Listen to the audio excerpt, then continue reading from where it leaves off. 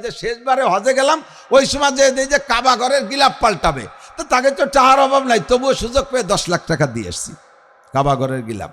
এত টাকা পালি কোন জায়গায়? তোর বেতন কত? বেতন 25,000 টাকা। ভালো করে মনে রাখবেন, কিয়ামতের ময়দানে যে জিজ্ঞাসাগুলো হবে স্বভাব। 2 নম্বর 3 নম্বর জিজ্ঞাসা আন মালিহি, মাল সম্পর্কে জিজ্ঞাসা করা হবে। মিন আইনা ইকতাসাবা ফিমা আনফাকা, কোত্থেকে কামাই করেছো, কোথায় খরচ করেছো। আপনি বলবেন আল্লাহ আমার ইনকামের মধ্যে কোনো সমস্যা নেই, তুমি শুনলে আশ্চর্য হয়ে যাবা। আল্লাহরে ভুলো বলা দিচ্ছে। কদি কিভাবে কামাই করেছে? শেষ রাত্রে উঠে তাহাজ্জুদ করছি, ফজর পর্যন্ত 12 তাসবিহ জিকির করছি, মুনাজাত করতে করতে আজান দিছে, ফজরের নামাজের সুন্নত ঘরে পড়া সুন্নত কেখানে রুজুর করেছিল, সেই থেকে আমি ঘরেই সুন্নত পড়ি এবং প্রথম রিকাতে কুলিয়া, দ্বিতীয় রিকাতে কুলহু, এই দিয়েই সুন্নত পড়ছি। এরপরে জামাতে নামাজ পড়ছি, জামাতে নামাজ পড়িয়ে বাড়ি চলে আসিনি, 2.5 ঘন্টা দাওয়াতের মেহনত করছি। এরপরে আবার সরমুনের হুজুরের কাছে মরিদ ছিলাম, সেই জন্য আধা ঘন্টা হুজুরের দেওয়া ওজিফা জিকির ও ফজরবাদ করছি। এরপরে ইশরাকের নামাজ পড়ে বাসায় আসি, আইসে দেখি যে বাসায় রান্না হয়ে গেছে, এক দস্তারখানে এক প্লেটে ফ্যামিলির 4 জন সদস্য সুন্নতি তরিকায় খানা খাইয়া রিক্সা খান, ভ্যান খান, অটো খান নিয়ে বেরোইছি। সারা দিন ভরে ভ্যান চালাইছি, রিক্সা চালাইছি, কাহারও কেউরে কষ্ট দিয়ে ধোকা দিয়ে পয়সা নেই। নামানোর পরে যে যা দেশে তারপর শুকর আদায় করছি। আর আজান হওয়ার পরে একটা প্যাডেল মারি নেই কোনোদিন। আজান হওয়ার সাথে সাথে ভ্যান, রিক্সা, অটো যা চালাইছি দাঁড় করে দিয়ে জামাতে নামাজ পড়ছি। এভাবে 5 ওয়াক্ত নামাজ, ঈশার নামাজ পড়িয়ে বাসায় আইসা নামাজ পড়িয়ে এরপরে সুরো ওয়াকে আর সুরো মুলুক পড়ে রাতের খানা বা সুন্নতি তরিকায় খাইয়ে এরপরে ঘুমাইছি। এই হলো আমার জীবনযাপন, ইনকামের পদ্ধতি এই ছিল। আল্লাহ ভ্যান চালাইয়া রক্ত পানি করা টাকা, বলো আমার এর মধ্যে কোনো সমস্যা আছে? আল্লাহকে ইনকামের ব্যাপারে golden A plus, thank you, okay, কোনো সমস্যা নাই। খরচ করছো কোথায় একটু পাও? কয় যে তো ভাবছিলাম যে তুমি ইনকাম শুনিয়ে থামিয়ে যাবো, আবার খরচের কথা শুনলে ওই জায়গায় একটু সমস্যা আছে। ওই শনিবারে ব্যারাকের কিস্তিতে টাকা কয়টা দিয়ে দিছি,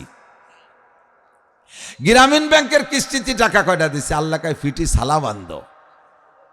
ইনকাম ভালো, খরচটা ভালো না। ইনকাম ভালো, খরচটা ভালো না। আমার কথা, মিনাইন ইকতাসাবা ফিমা আনফাকা, কোত্থেকে কামাই করেছো, কোথায় খরচ করেছো। কামাই ভালো, খরচ ভালো না, এটাও তুমি অন্যায় করেছো। আর একজন কয় আল্লাহ আমারটা কব নাকি? কয় যাই তো কও, তোমারটা কয়। আল্লাহ আমার খরচের কথা শুনলি তুমি আর অধিক চাবাই না। কদি তুমি কি খরচ করছো? কয় কি আল্লাহ জাকাত দিছি প্রত্যেক বছর পাই টু পাই হিসেব করে 1 টাকাও বাকি রেখিনি। কুরবানির সময় বড় বড় 4টে গরু কিনে জবই দিয়ে মাত্র 5 কেজি আমরা রান্না বান্না করে খাইছি, সব গ্রাম ঘুরে দান করে দিছি। সদকা ফিতরা রমজানের ভিতরে দিছি, এলো মালি জাকাত। 5 বার হজ করছি, 10 বার উমরা করছি। প্রত্যেক বছর তবলিগে নিসাবি চিল্লা দিছি, আর 1 সাল লাগাইছি একবারে। আর আমার টাকায় দিয়ে 50 জনের বিদেশে তবলিগ করতে পাঠাইছি। দেশে যে কত দিছি তার ঠিক নাই। 10টা মসজিদ করছি, আর আমার পাশে বাড়ির পাশের মাদ্রাসায় তো অকাতরে দিছি। ফকির মিসকিন কেউ আসলে কোনোদিন তারে ভিড়েই নেই। এভাবে সব করছি। বলো আল্লাহ আমার এই খরচটা কেমন হয়েছে? আল্লাহকে দারুণ খরচ করছিস। তুই এতটা খরচ করতে টাকা পালি কোন জায়গা? খরচটা তুই ভালোই করলি। শেষে কয় যে শেষবারে হজে গেলাম, ওই সময় যে কাবা ঘরের গিলাপ পাল্টাবে, তো তাকে তো টাকার অভাব নাই, তবুও সুযোগ পেয়ে 10 লাখ টাকা দিয়ে এসছি কাবা ঘরের গিলাপ। এত টাকা পালি কোন জায়গায়? তোর বেতন কত? বেতন 25,000 টাকা। বেতন 25,000 টাকা বেতনের পর এই যে খরচ করলি, এই টাকা পালি কোন জায়গা? ছেলে একটা ইনকাম ছিল, ওগুলো তোমার দেওয়ার দরকার নেই। রাস্তায় দাঁড়াতাম, চেরাকের সাথে মুসাফা করতাম, পকেটে তুতাম, একটু থানায় হালকা পাতলা দালালি করতাম, কোর্ট কাছারিতে কিছু দালালি ছিল। এই সিস্টেম কইরা হারাম ভাবে ইনকাম করে, পরিষ্কার হাদিস লা সাদকাতা মিন গুলুল, হারাম টাকা যারা ইনকাম করেন, কাকানি মাদ্রাসাও দিয়েন না, সুলতান সৈয়দুল্লাহ মাদ্রাসা দিয়েন না, মাদ্রাসা আপনি দিয়েন না। হারাম টাকা দান করে সওয়াবের নিয়ত করলে নেকি তো হবেই না, আপনি কাফের হয়ে যাবেন। আবার বলি, হারাম টাকা দান করে সওয়াবের নিয়ত তো করলে সওয়াব তো পাবেনই না, আপনি সওয়াবের নিয়ত করলে কাফের হবেন। কেন কেন কাফের হবেন? আল্লাহ রসুল বলেন মা আমানা বিল কুরআনে মান ইস্তাহাল্লা মাহারিমাহু, কুরআনে যাকে হারাম বলেছে, একটা হারামকে যদি আপনি হালাল মনে করেন, ধরে নেওয়া হবে গোটা কোরআনকে অস্বীকার করেন। আর কোরআনকে অস্বীকার করা মানে আল্লাহকে অস্বীকার করা, আর আল্লাহকে অস্বীকার করা মানে ওই লোকটা মোমেন না কাফের। একটু সবাই বলেন মোমেন না কাফের? যে কোনো হারামকে হালাল মনে করা, তাতে ঈমান নষ্ট হইয়া যায়। আপনি হারাম মাল দান করবেন না, হারাম মাল দান করবেন না। অনেকের হালাল হারাম দুই প্রকারের ইনকাম আছে। আমরা তো ওভাবে জিজ্ঞেস করে কালেকশন করতে পারি না। আমরা যে কাকা হালাল টাকা থাকলে দেন, হারাম থাকলে দিয়েন না, তাহলে তার একটু অপমান করা হয় না? তাহলে আমাকে টাকা দেবে না কেউ করে দিন। এখন আপনারা এখন যে আপনার দিয়ে পাইকারি ধরে নেন, তা হালাল হারাম তো একটু জিজ্ঞাসা করে নেন না। আমরা এই জায়গায় আপনার প্রতি সুধারণা করে নেই। আপনার তো ন্যায্য বেতন 25,000 তো আছে, ন্যায্য বেতন 25,000 আছে, আর হারাম টাকা মোটা মোটা কামাই করতেন 25 লাখ। আমরা আপনার কালেকশন করি আপনার কাছ থেকে, আমরা ধরে নেই ওই হালাল 25,000-এর পদ্ধতিতে আমরা নিচ্ছি। আর যেটা হারাম কামাই করে সেটা আপনি করে বেড়াচ্ছেন। বাকি আপনার নগদ করে চোখের সামনে। আমি এক পুলিশের কাছে কালেকশনে গেছিলাম, তো পুলিশের কাছে টাকা চাইছি, পকেটের থেকে এক বান্ডিল ধরে টাইনিয়ে বেরোইছে। বেরোনোর পরে দেখে কাছে না হুজুর এটা দেওয়া যাবে না, ওটা আরে খুশিতে আর এক পকেটের থেকে বেরোচ্ছে, সেটাও দেখে না এটা দেওয়া যাবে না। পরে আর এক পকেটের থেকে কিছুটা বেরোয় কয় জি হুজুর এটা দেওয়া যাবে। আমি তো ঘটনা কি কয় যে হুজুর তা কোয়া যাবে না। তো কোয়া যাবে না যেন বুঝে ফেলাইছি। হারাম টাকা কখনো দান করবেন না। আমাদের এলাকায় হারামখোর বহুত আছে। হারামখোর আছে না?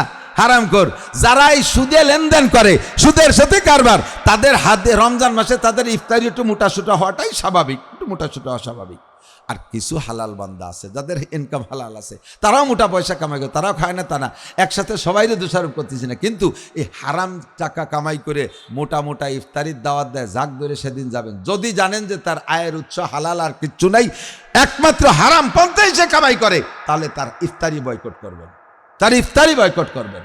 যে লোকটা সুদে সংস্থায় চাকরি করে, সুদে কারবারে চাকরি করে, সুদে সংস্থায় চাকরি করে, সুদের প্রতিষ্ঠানে চাকরি করে, ওই লোকটার বেতনের টাকা দিয়ে যদি কুরবানির ভাগই থাকে, ওই লোকটার বেতনের টাকা দিয়ে যদি কুরবানির ভাগই থাকে, তাহলে বাকি যে 6 ভাগই ছিল ওর একার কারণে পুরো 6 ভাগের কুরবানি বাতিল। যদি তারা জানে যে ওর টাকা হারাম, জানি সুদে যদি দেয়, তাহলে হারাম তো হারামই, প্রতি এর বিনিময় কিছুই পাবে না। আর যদি না জানে এই 6 জন যে উনার টাকা হালাল না হারাম তা তো জানি না, কিন্তু উনি গোপনে হারাম টাকায় দিয়ে ভাগ রয়েছে, এটা আপনারা 6 জন জানেন না, আপনাকে কুরবানি আপাতত বাতিল। কিয়ামতের ময়দানে ওই লোকের কাছ থেকে আপনাদের 6 জনের কুরবানির নেকি আদায় করে দেবে আল্লাহ। ওর অন্য যে নেকি কিছু আছে সেখান থেকে আপনারা পুরোই দেবে, বাকি আপনাদের কুরবানি বাতিল। বুঝে শুনে এই জন্যে ছোট দেন, একা দেন, একটা ছাগল দেন, বিশাল বড় গরু 4-5 জনে দিয়েছেন, কার টাকা হালাল কার টাকা হারাম তার কোনো খবর আপনার নাই, বাস এর ভিতরে সমস্যা হতে পারে। এই জন্য আপনি ছোট দেন, একা দেওয়ার চেষ্টা করেন। একটা গাই দেন, কে কি বলে মগলা একটা গাই দিছে, আরে আমি আমার মগলা গাড়ির মধ্যে 30,000 টাকা, 30,000 টাকায় 100% হালাল, 100% হালাল। তুই ব্যাঙ্গাবি আর ব্যবসাবি, হতে আমার কিছু আসে যায় না। কথা কোন ঠিক না? হালাল উপার্জন থেকে আমি সদকা করব। যা বলতে চাইছি সেটা হলো আন মালিহি মিনাইন ইকতাসাবা ফি মান ফাকা। সুদে কারবার যারা করতেছেন আজই তওবা করেন, আজই তওবা করেন। সুদে কারবারের মধ্যে যারা আছেন, দিচ্ছেন বা নিচ্ছেন, যদি তওবা না করেন তাহলে কয় প্রকারের গুনাহ জানেন? সুদের ভিতরে 70 প্রকার গুনাহ। নবী আলাইহিস সালাম বলেন আর রিবা 70 জুজআ, সুদের 70টা স্তর আছে। ফাআলাহা, 1 নম্বর সবচেয়ে বড় সুদের 1 নম্বর গুনাহ হলো হারবুম বিল্লাহি ওয়া রাসূলিহি, আল্লাহ আল্লাহর রাসূলের সাথে যুদ্ধ করার গুনাহ। একজন মানুষ আল্লাহ আল্লাহর রাসূলের সাথে যুদ্ধ করার ক্ষমতা রাখি না। নমরুদ আল্লাহর সাথে যুদ্ধ করতে যে ব্যর্থ হয়েছে, ফিরাউন খোদাই দাবি করতে যে মার খেয়েছে, সাদ্দাত খোদাই দাবি করে মার খেয়েছে, আল্লাহর সাথে যুদ্ধ করে কেউ টিকতে পারে না, আমি আপনিও পারবো না। 1 নম্বর গুনাহ হলো আল্লাহ আল্লাহ রসুলের সাথে যুদ্ধ করা। আর সবচাইতে ছোট্ট গুনাহ, আমার ভাই বন্ধুরা, আমার দেশের মানুষ, একেবারে ইম্পর্টেন্ট কথা মনে রাখবেন, সবচাইতে ছোট্ট গুনাহ যেটা 70 নম্বরের ছোট গুনাহ, মাঝের গুলো হাদিসের মধ্যে আসে নাই, সবচেয়ে বড়টা বললেন আল্লাহ আল্লাহ রসুলের সাথে যুদ্ধ করা।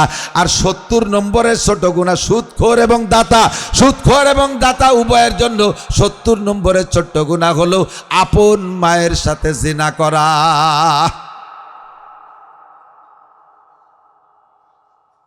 ফামান শাআ ফালইউমিন ওয়া মান শাআ ফালইয়াকফুর, যার মনে চায় মানেন, যার মনে চান না মানেন না, কিচ্ছু আসে যায় না। ওয়া মা আলাইনা ইল্লাল বালাগ, আপনারা আমার আপন, আমি আপনাদের আপন। কিয়ামতের ময়দানে বলবেন আল্লাহ আমরা তো আমাদের হুজুরের বয়ান শুনতাম, বিদেশি হুজুর ছাড়া বয়ান শুনতাম না এমন না, আমাদের হুজুরের কথাও শুনতাম। অন্য জায়গার হুজুররা ভয়তে ভয়তে অনেক কথা বলতো না, আমাদের হুজুর যা বলতো তা তো শুনতাম। তাই আমি আপনাদের অভিযোগ থেকে বাঁচার জন্য আমার জিম্মাদারি আমি খালাস করে গেলাম। ওমা আলাইনা ইল্লাল বালাগ। যার মনে চায় মানেন, যার মনে চায় না মানেন না। হারাম করে দোয়া কবুল হয় না। আপনি যদি সুদে লেনদেনে থাকেন, আপনি কোনো বিপদে পড়ছেন, আর এই মাদ্রাসায় হাফেজ সাহেব হুজুরের দায়িত্ব দিয়েছেন, হুজুর আমাকে বিপদ থেকে উদ্ধারের জন্য দোয়া করবেন, আল্লাহর কসম হুজুরের দোয়া আপনার জন্য কবুল হবে না, হুজুরের দোয়া আপনার জন্য কবুল হবে না যতক্ষণ পর্যন্ত হারাম উপার্জন, হারাম আয় ব্যয় থেকে আপনিকে নিজে পরিচ্ছন্ন না রাখতে পারবেন। আমাদের দোয়া কবুল না হওয়ার কারণ এইগুলোই। কোরআনে কারীমের ভিতরে আল্লাহু আকবার, আল্লাহ বলেছেন উদউনি আস্তাজিব লাকুম, দোয়া করো দোয়া কবুল করব। এত দোয়া করি দোয়া কবুল হয় না, কারণ কি? অন্যতম কারণ হলো 90% মানুষের রিজিক হারাম। তুকায় দেখেন কোনো না কোনোভাবে 10% রাখছে আল্লাহর বান্দা এই জামানায়, সমিতির সাথে জড়িত, নামাজ পড়ে, নামাজি মানুষ, 5 ওয়াক্ত নামাজ পড়ে মসজিদি, তাও সে টাকা লাগায় দেয় সুদির পর। তার থেকে টাকা নিতে গেলে সে কর্জ দেয় না। আর কর্জ দেবেই বাকি। আর একটা কথা এসে গেছে, কর্জ নিলি তার টাইম মতো শোধ দেয় না, এই হলো আর এক জ্বালা। আমার মনে হয় সুদে কারবার বাড়ার কারণ এটা একটা কারণ, যে কর্জ নিলি টাইম মতো দেয় না। ঠিক আছে, তোর কাছে যে কয় বছর দরকার হয় থাক, মাসে 1000-100 টাকা দিস। এই সুদে বুঝাবো আর হয়তো যথা তাড়াতাড়ি পরিশোধ করতে চায়, তবে এটাও ওই কৌশলও জায়েজ নেই। এর থেকে তওবা করব। আপনি আজকে তওবা করেন সুদের থেকে, লেনদেন থেকে, আপনার তওবা কবুল হয়েছে প্রমাণ যদি জীবনে আর কোনোদিন এই সুদে কারবার না করেন। ও যুবক, আর একটা কথা বলে শেষ করে দেব, তামুতুনা কামা তাহয়াউন ওয়া তুহশারুনা কামা তামুতুন। তোমার জীবনযাপন যেমন হবে মরণ তোমার তেমন হবে, জীবনযাপন যেমন হবে মরণ তোমার তেমন হবে। আর মরণটা যেই অবস্থায় হবে, যেই চেহারায় হবে, হাসরের মাঠে উঠবা তুমি আল্লাহর সামনে সেই চেহারায়। তুমি যদি পাছা বের করা প্যান্ট পরে জীবনযাপন করো, ওই অবস্থায় যদি তোমার মরণ হয়, যদিও তোমার কাফন পরানো হবে আলাদা কাপড়ে, কিন্তু মরণ হয়েছে যেই বডিতে, যেই পোশাকে, ওই অবস্থায় তোমার হাসর হবে। আর ওই অবস্থায় হাসরে নবী পাকের সামনে গেলে তুমি চিন্তা করে দেখো, ওইটা কি নবীওয়ালা সুরতের সাথে মেলে কি মেলে না? তাহলে যদি না মেলে, তাহলে অবশ্যই তোমাকে নবী সুপারিশ করবে না। দাড়ি কাটা অবস্থায় জীবনযাপন, দাড়ি কাটা অবস্থায় তোমার মরণ, দাড়ি কাটা অবস্থায় জীবনযাপন, দাড়ি কাটা অবস্থায় তোমার মরণ। ওই অবস্থায় দাড়ি কাটা অবস্থায় হাসরের মাঠে উঠবা। যত বেদাড়ি মুসলমান আছে, একজনকেও আল্লাহ নবী প্রথম চান্সে সুপারিশ করবে না। শুধুমাত্র দাড়ি কাটার গুনার কারণে, শুধুমাত্র দাড়ি কাটার গুনার কারণে 50 আলফা সানা, 50,000 বছর অতিরিক্ত জাহান্নামে পোড়া লাগবে। 50,000 বছর অতিরিক্ত জাহান্নামে পোড়া লাগবে।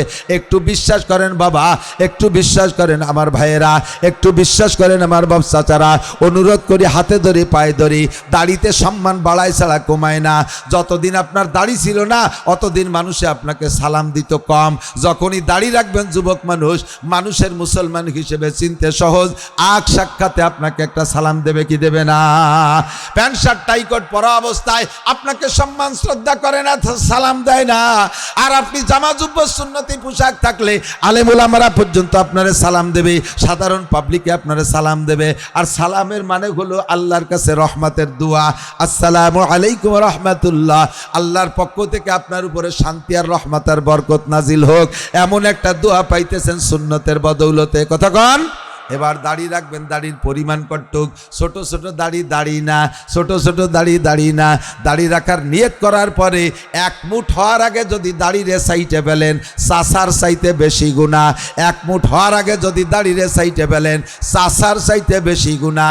কারণ যে চাষে সে গুনাহ মনে করে চাষে, আর যে ছোট্ট ছোট্ট দাড়ি রাখে সে দাড়ি, যা দাড়ি না তারে দাড়ি মনে করে। অর্থাৎ যা সুন্নত না তারে সুন্নত মনে করে, যা সুন্নত না তারে সুন্নত মনে করা, এইটা সুন্নত তরকের চাইতে বড় অপরাধ। এজন্য দাড়ি যারা রাখছি পরিমাণ মতো লম্বা রেখে ফেলবো, সুন্নতি পোশাকের পাবন্দি করব। এসব কথার পর আমলে আনার জন্য সহজ একটা পদ্ধতি বলবো। এসব কথা এক রাত্রে শুনছেন, আমারও বলতে ভালো লাগতেছে, নিজেদের মানুষ শুনতে আপনাদের ভালো লাগতেছে, ভালো লাগা পর্যন্ত শেষ করা যাবে না, এটারে আমলে আনতে হবে। এবার এগুলো সব ডায়াগনোসিস করলাম, এবার ডিসপেন্সারি চিনেই দিয়ে ওষুধ কিনে খাবেন আপনি। ডিসপেন্সারি কি?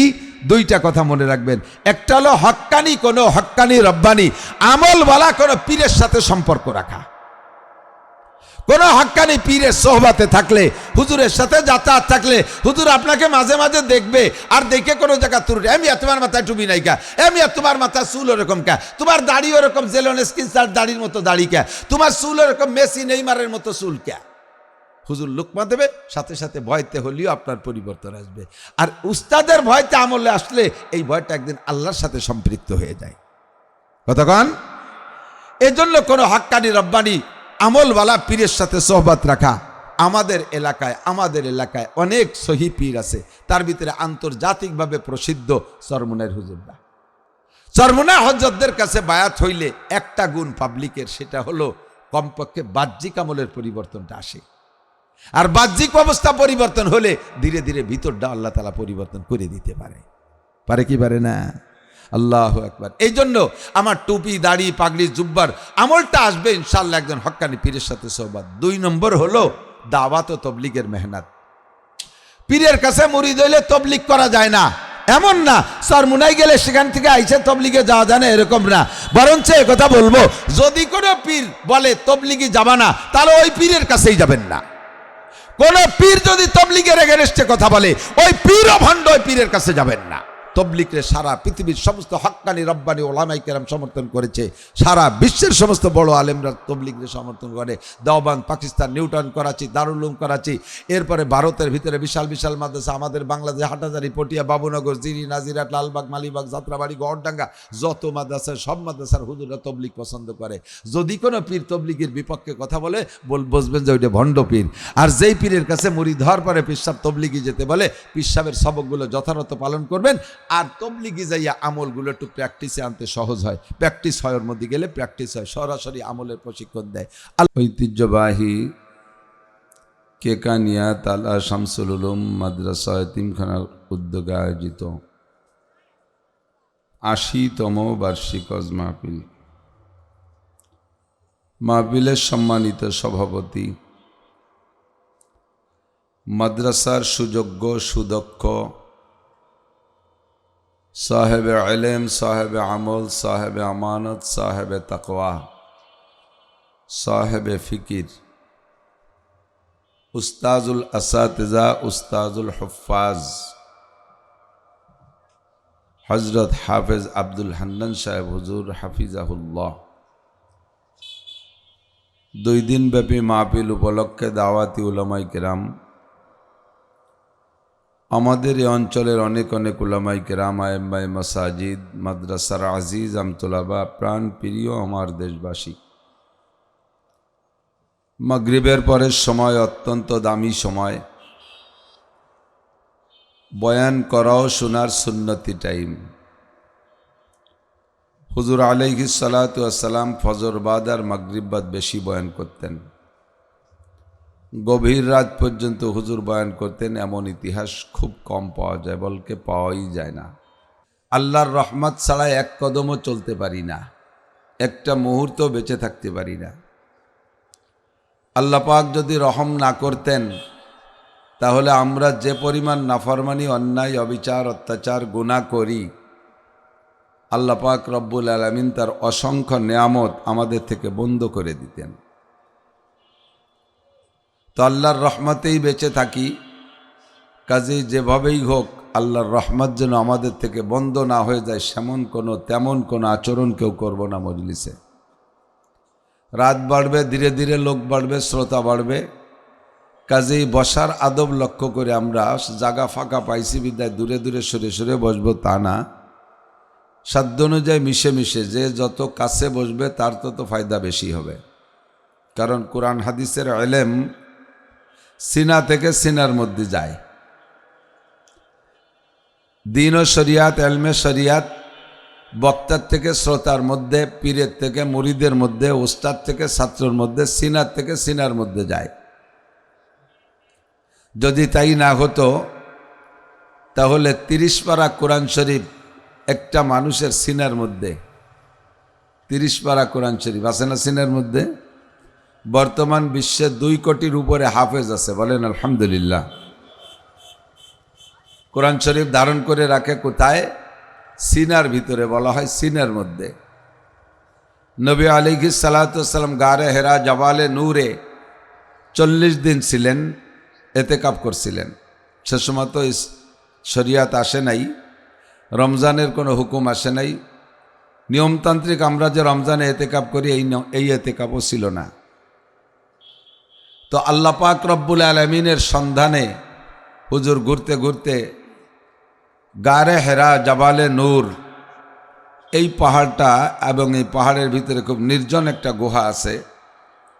হাজি সাহেবকেও গিয়ে থাকলে দেখছেন, যারা যান নাই গুহাটা দেখেন নাই, পাহাড়টা দেখছেন। হজে যারা যায়, বাঙালির তো হজে যায় এমন সময় যে সময় পাহাড়ে ওঠার বল থাকে না, বেশিরভাগই শক্তি সামর্থ্য থাকতে যাওয়া উচিত। আলহামদুলিল্লাহ আমি সে সময় একবার গিয়েছি 13 সালে, 42-43 বছর বয়স, আমি উঠে গেছি। তো গারে হেরা জাবালে নূর, পাহাড়টার নাম জাবালে নূর আর গুহাটার নাম গারে হেরা। ছোট্ট একটা গুহা, ওর ভিতরে হুজুর 40 দিন একা। পাহাড়ের পাদদেশে তখন কোনো শহর গ্রাম ছিল না, এখন শহর হয়েছে, শহরের নাম আজিজিয়া, শুধু পাহাড় আর পাহাড়। তো হুজুর একা একা বৈশা ওখানে ধ্যান করেন, আল্লাহকে খোঁজেন। মা খাদিজাতুল কুবরা রাদিয়াল্লাহু তাআলা আনহা মক্কা থেকে 3-3.5 কিলোমিটার, এখনই সে সময় পাহাড়ি পথ টপকায় টপকায় যাওয়া লাগতো, ছোট ছোট টিলা পাহাড় পর্বত টপকায় যাওয়া লাগতো, পথ বেশি হয়ে যেত। তবু এই বুড়ি মহিলাটা এই 40 দিন সকাল বিকেল 2 বেলা ওই পাহাড়ে উঠা হুজুরকে খানা খাওয়াই আসতেন। আমি একবার উঠছি, যুবক মানুষ, 45 মিনিট লাগছে। আর সিঁড়ি বানাই দিছে এখন, তাতেই 45 মিনিট। আর খাদিজার জন্য সিঁড়ি ছিল না। মক্কায় যত পাহাড় আছে তার মধ্যে সবচাইতে বেঢঙ্গা পাহাড় যে কয়টা, তার মধ্যে অন্যতম এই জাবালে নূর আর জাবালে সৌর। এই বুড়ি মহিলা পরপর 40 দিন খানা খাওয়াইছে। 40তম রাতের খানাও দিয়ে আসার পরে গভীর রাত্রে লাইলাতুল কদর, হুজুর বলছে না কোরআন শরীফ কোন রাত্রে নাজিল হয়েছে? লাইলাতুল, কোন মাস? রমজান মাস। কোরআনের কাছে এমন অনেক জিজ্ঞাসা করলে কোরআন দিয়েই জব দেয়, সেদিকে যাব না। তো লাইলাতুল কদর 27 অথবা 29 অথবা 25 অথবা 23 বা 21, যে কোনো বেজোড় রাত্রে, রমজান মাস ছিল সে সময়। জিবরিল আলাইহিস সালাতু ওয়াস সালাম সামনে আইসা, অপরিচিত মানুষ, বড় বডি ধারণ করে, অন্ধকার রাত, জীবনে কোনোদিন দেখা হয় নাই, নিচেই কোনো মানুষ নাই, এমন নির্জন কক্ষে যদি একটা মানুষ আচানক এসে ঢুকে পড়ে, ভয় লাগে কি লাগে না? যে কেউ ভয় পাবে। সেই পরিচয় দেয় না, আনা জিব্রাইল, যে তুমি রব্বিকা অরব্বি, আমি আমার রব, তোমার রবের কাছ থেকে এসেছি, কোনো বার্তা নিয়ে, এমন কোনো পরিচয়ও বলে নাই। সেই কয় ইয়া মুহাম্মদ ইকরা, মোহাম্মদ পড়েন। হুজুর বললেন মা নাবি কারি, আমি পড়তে পারি না। সুম্মা কালা ইকরা, আবার কয় পড়েন। আবার বললেন মা নাবি কারি, পড়তে পারি না। আবারও বললেন ইকরা, পড়েন। হুজুর আবারও বললেন মা নাবি কারি, পড়তে পারি না। আমি দুনিয়ায় কাহারও কাছ থেকে আক্ষরিক জ্ঞান শিখি নাই, লেখাপড়া আমি জানি না, কোনো প্রকারে পড়ালেখা কাহারও কাছের থেকে শিখি নাই, কি করে পড়বো আর কি পড়বো? 3 বার যখন হুজুর বললেন আমি পড়তে পারি না, ফাকাত্তা জিব্রাইল মুহাম্মাদ আম্মা সাদরিহি, এবার জিবরিল আলাইহিস সালাম হুজুরকে দইরা বুকের সাথে একটা চাপা দিছে, বুকের সাথে জড়িয়ে ধরে পরিমাণ মতো একটা চাপ দিয়ে ছেড়ে দেওয়ার পরে এবার হুজুরের জবান দিয়ে টপ টপ করে বের হওয়া শুরু হয়ে গেল। ইকরা বিসমি রাব্বিকাল্লাযী খালাক, খালাকাল ইনসানা মিন আলাক, ইকরা ওয়া রাব্বুকাল আকরাম আল্লাযী আল্লামা বিল কলম আল্লামাল ইনসানা মা লাম ইয়ালাম। একটু জোরে বলি সুবহানাল্লাহ।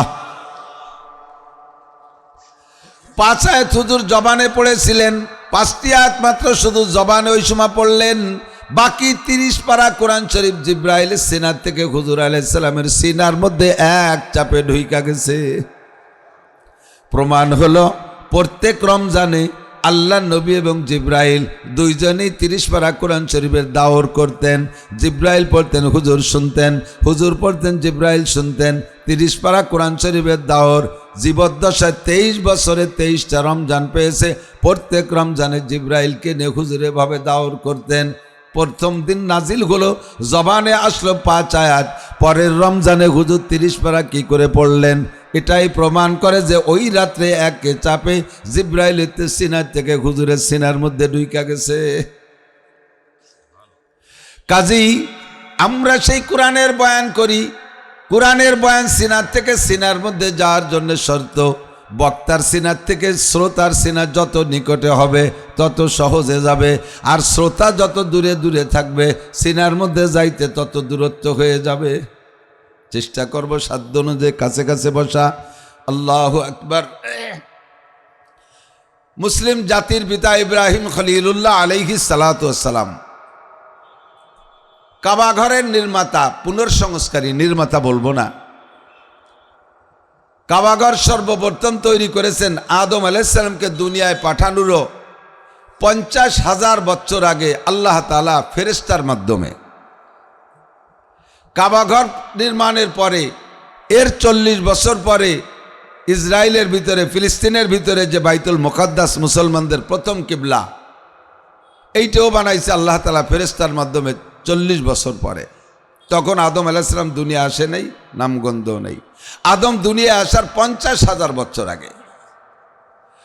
তো নূহ আলাইহিস সালাতু ওয়াসসালামের প্লাবনের সময় কাবাঘর ধ্বংস হয়ে গেছে, সকলেই জানি। ইব্রাহিম আলাইহিস সালাতু ওয়াসসালাম যখন ছেলে ইসমাইল আলাইহিস সালাতু ওয়াসসালামের কুরবানির কিস্সা শেষ হয়েছে, এরপরে আল্লাহ পাক রব্বুল আলামিন ইব্রাহিম আলাইহিস সালামকে বললেন, তুমি কাবাঘর পুনর্সংস্করণ করো।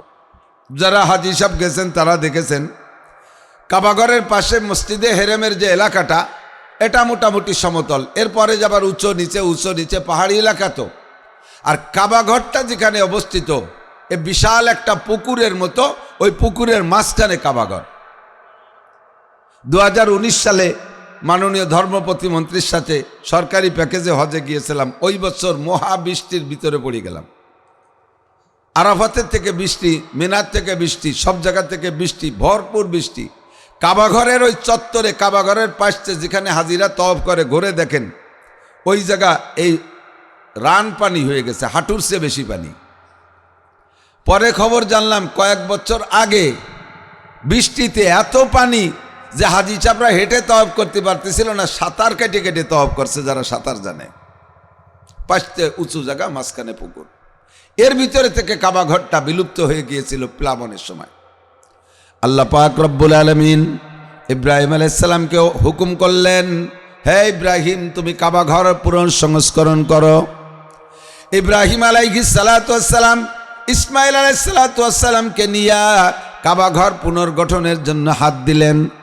বানাবেন কি পরিমাণ, কতটুক বানাবেন? জিবরিল আলাইহিস সালামকে আল্লাহ পাক ইঞ্জিনিয়ার হিসেবে পাঠিয়েছেন। পরিমাণ উঁচু কতটুক হবে, সাইজ স্কোয়ার কতটুক হবে, সব জিবরিল আলাইহিস সালাম দেখাই দিয়েছে। ইসমাইল পাথর এনে দেন, আর ইব্রাহিম আলাইহিস সালাম পাথর গাঁথতে গাঁথতে যত দূর হাতে নাগাল পেয়েছে, তখন তো ভাড়া বাস ছিল না, লিফটও ছিল না। এখন তো কাবা ঘরের পরিষ্কার পরিচ্ছন্নতা তার বাকি কাজের জন্য অত্যাধুনিক লিফট আছে, বিশাল বিশাল লিফট আছে। লিফটে মানুষকে উঁচু করে নেয়, এটা রানিং লিফট। সে সময়ের কোনো ব্যবস্থা ছিল না, ভাড়া বাস টাস কিচ্ছু নাই। এবার হাতে যত দূর নাগাল পেয়েছে, তারপরে গাঁথবে কি কইরা। ইব্রাহিম আলাইহিস সালাম জিবরিলকে বললেন, ভাই জিব্রাইল, আমি হাতে যত দূর নাগাল পাই অতটুক তো গাঁথলাম, কাবা ঘরের এখানে কি ছাদ দিয়ে দেবো? ঘর কি এতটুক হবে? কয় না, আরও উঁচু করতে হবে। তাহলে সেটা কীভাবে করব? ইব্রাহিম আলাইহিস সালাম ইসমাইল আলাইহিস সালামকে বললেন, তুমি একটা পাথর এনে দাও, ওই পাথরের উপরে দাঁড়ায় দেখি কতদূর গাঁথা যায়। ইসমাইল ছেলে মানুষ, একটা পাথর কত বড় পাথরই বা আনতে পারবে? যে পাথরটা এনেছিল সেই পাথরটা এখনো পর্যন্ত আমরা দেখি মক্কায় গেলে, কাবাঘরের পাশে, কাবাঘরের দরজা থেকে একটু উত্তর দিক সম্ভবত, ওই জায়গাটার নাম হলো মাকামে ইব্রাহিম। ছবিতে আপনারা দেখেন কাচের একটা বাক্স, ওর ভিতরে একটা পাথর আছে, এতটুক সাইজের একটা পাথর। ওই পাথরের উপরে দাঁড়াইয়া ইব্রাহিম আলাইহিস সালাম মাত্র একটা পাথর গাঁথছে। চতুর্দিকে এক পাথর গাঁথার পরে এরপরে আর তো নাগাল পায় না। এবার কয় ভাই জিব্রাইল আর কতটুকু গাঁথতে হবে? কয় পাথরটাকে আল্লাহ পাক লিফট বানায় দিবেন, ওই পাথর যেখানে যে থামে ততদূর পর্যন্ত গাঁথবেন। এবার ওর উপরের পাথর গাঁথার দরকার, পাথরটা ততটুকু উঁচু হয়ে যায়, চতুর্দিকে একটা গাইতে আসে, আবার গাঁথতে হবে, পাথরটা উঁচু হয়ে যায়। ইব্রাহিম আলাইহিস সালামকে নিয়ে পাথরটা শুধু উঁচু হইতে থাকে, আর ইব্রাহিম আলাইহিস সালাম গাঁথতে থাকে। ইসমাইল আলাইহিস সালাম পাথর আগাইয়া দেন। হঠাৎ করে গাঁথতে গাঁথতে এক পর্যায়ে যাইয়া পাথরটা আর উঁচু হয় না, গাঁথা শেষ, ওখানে ছাদ দিয়ে দিলেন। পাথরটা যত নরম হোক, আমাদের সামনে আমরা অনেক পাথর দেখি, আর মানুষের গায়ে যত ওজন হোক না কেন, মানুষের গায়ে যত ওজন হোক আর পাথর যত নরমই হোক না কেন, কাদার মতো তো না। তখন পাথরের উপরে দাঁড়াইলে পাথরের পর মানুষের ভারে পায়ের দাগ পড়ে যাবে, এরকম কি হয়? ওই পাথরটার গায়ে ইব্রাহিম আলাইহিস সালাম দাঁড়িয়েছেন, উনার ভারে পাথরের ভিতরে দুইটা পা বৈশা গেছে, ডাইবে গেছে, এখনো পর্যন্ত আছে। হজে গেলে দেখবেন ইনশাআল্লাহ। কাবা ঘর নির্মাণ কোম্পানি আল্লাহ পাক রব্বুল আলামিন বলেন, ওয়াইয ইয়ারফাউ ইব্রাহিমুল কওয়াইদা মিনাল বাইতি ওয়া ইসমাইল। কাবা ঘর বানাইলেন আল্লাহর হুকুমে, মুসলমানদের কিবলা হবে, যেভাবে আল্লাহ বলছেন ওইভাবেই বানাইছেন। ওনার কাজ উনি সম্পাদন করেছেন, আল্লাহর ওয়ার্ডার পূর্ণ করেছেন। এখন এই কাজটা কবুল হবে কি হবে না তা দিয়ে ওনার মাথা ঘামানোর দরকার ছিল না, কিন্তু উনি কাবাঘর নির্মাণ করে দেখলেন, আমি তো পরিশ্রম করনেওয়ালা, কবুল করনেওয়ালা মালিক, আমার এই মেহনত যদি আল্লাহ কবুল না করে তাহলে এই মেহনতের কোনো দাম নাই। এবার ইব্রাহিম আলাইহিস সালাম আল্লাহর কাছে দোয়া করলেন, রব্বানা তাকাব্বাল মিন্না ইন্নাকা আনতাস সামিউল আলিম ওয়া তুব আলাইনা ইন্নাকা আনতাত তাওয়াবুর রহিম। রব্বুল আলামিন, তোমার হুকুম পালন করেছি, এটা যদি ইবাদত হয় তাহলে তুমি মেহেরবানি করে কবুল করো। রব্বানা তাকাব্বাল মিন্না, আমাদের থেকে এই কাজটা কবুল করো। মিন্না ইন্নাকা আনতাস সামিউল আলিম, আমি যে দোয়া করতেছি এই দোয়া তুমি শোনো, আমার কাজ সম্পর্কে তুমি জানো। ওয়া তুব আলাইনা ইন্নাকা আনতাত তাওয়াবুর রহিম, আর তুমি আমার তওবা কবুল করো, তুমি তওবা কবুলকারী, তুমি বড় দয়াবান মেহেরবান। মানুষে ইবাদত করে, আমি নামাজ পড়ি, আমার দায়িত্ব আছে নামাজ পড়া। যদি রব্বুল আলামিন কবুল না করে সারা জিন্দেগির নামাজ বেকার। আমি তিলাওয়াত করি, যদি তিলাওয়াত আল্লাহ পাকের পছন্দ না হয় আর যদি কবুল না হয় সারা জিন্দেগির পরিশ্রম বেকার। আমি যাকাত দেই, যদি আল্লাহ যাকাত কবুল না করে তাহলে লক্ষ লক্ষ টাকা চলে যাবে, একটি নেকিও পাবো না। আমি দান করি, খয়রাত করি, আমি তিলাওয়াত করি, জিকির করি, ফিকির করি, আমি তাবলীগ করি, মসজিদ করি, মাদ্রাসা করি, যত ইবাদত বন্দেগি করি, যদি রব্বুল আলামিন কবুল না করে তাহলে আমার এই ইবাদতের কোনো সার্থকতা নাই, আমি এর বিনিময় কিছুই পাবো না। কথা বলুন ঠিক কি ঠিক না? এই জন্যে প্রত্যেক ইবাদতের পরে আমার মনে তামান্না থাকতে হবে, আল্লাহ নামাজটা কবুল করো, রোজাটা কবুল করো, হজটা কবুল করো, যাকাত কবুল করো, ফরজগুলো কবুল করো, ওয়াজিবগুলো কবুল করো, সুন্নাতগুলো কবুল করো, মাদ্রাসা করি কবুল করো, মসজিদ করি কবুল করো, এগুলো আমার করার দায়িত্ব।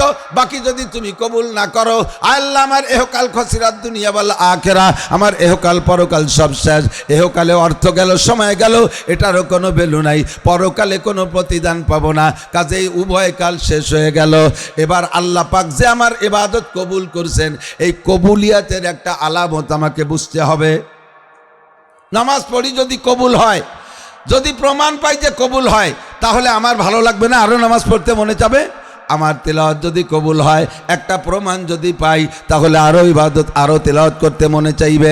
তাহাজ্জুদ পড়ছি যদি কবুল হয়, তাহলে আরও তাহাজ্জুদ পড়তে মনে চাইবে।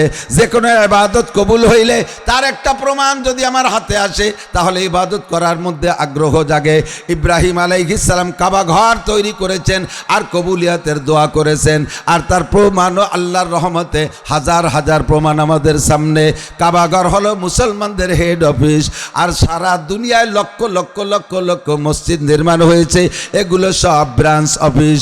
কাবা ঘর যদি কবুল না হইতো, সারা দুনিয়াতে মসজিদ হইতো না। কাবা ঘর আল্লাহ পাক রব্বুল আলামিনের দরবারে ইব্রাহিম আলাইহিস সালাম কবুল করাইতে পারছেন বিধায় তার শাখায় সারা পৃথিবীতে মসজিদ হাজার হাজার। আল্লাহ পাক আপনাদের দোয়ায় আমারে সারা বাংলাদেশ ঘুরায়। মনিরামপুরে একটা এলাকা আছে 96 কয়, একটা না লাগাতার পাইকারি হিন্দু, খালি 96 গ্রাম। 90 গ্রামের মানুষ এখনো তারা মনে করে ওইটুক বাংলাদেশটা, ওইটুক ভারত। ওর মধ্যে এমন এমন বুড়ো বুড়ো হিন্দু আছে, তারা মুসলমান কি জিনিস দেখেও নাই। ওখানে যাওয়ার পরে শুনলাম ওরা বলতেছিল, হুজুর আমাদের এলাকায় একজন মুরব্বী তার ছেলেরে বলতেছে, হিন্দু মুরব্বী, তুই এটা নাড়িয়ে দড়িয়ে নিয়ে এসে দেখি নাড়িয়ে কিরম। ও মনে আছে নাড়িয়ে মানে মানুষ ছাড়া আর কিছু। 96 গ্রামের ভিতরে একটা গ্রাম সম্পূর্ণ হিন্দুরা চলে গেছে ইন্ডিয়া, মুসলমানদের কাছে জায়গা বেচা। ওই মুসলমানরা একটা গ্রাম সম্পূর্ণ মুসলমান হয়ে গেছে। এবার সেখানে যে দেখি একটা মসজিদুরা আমার সেখানে মাহফিলে দাওয়াত দিয়েছে। আমি আশ্চর্য হয়ে গেছি, চতুর্দিক দিয়ে হিন্দুকে হিন্দু, মাঝখানে একটা গ্রাম, ওই জায়গা মুসলমান, আর সেখানে একটা মসজিদ বানাইছে। আমার তখন ইতিহাসের কথা মনে পড়েছে। আল্লাহ হযরত ইব্রাহিম আলাইহিস সালাম কাবা ঘর নির্মাণের পরে অবশিষ্ট বালু বেঁচেছিল 1 মুঠ, অল্প কিছু বালু বেঁচেছিল। ইব্রাহিম আলাইহিস সালাম বলেন, আল্লাহ এই ঘরের জন্য আমি এটা বরাদ্দ করেছি, এইটুক তো ব্যবহার হলো না, আমি বালুটুক কি করব? আল্লাহ পাক বললেন, তুমি বালুটুক চতুর্দিক দিয়ে বুনিয়ে দাও, ফিকে মারো, ফিকে মারো, তুমি ধান বুনানোর মতো বুনে দাও। আল্লাহ আমি বুনবো, কত দূর যাবে?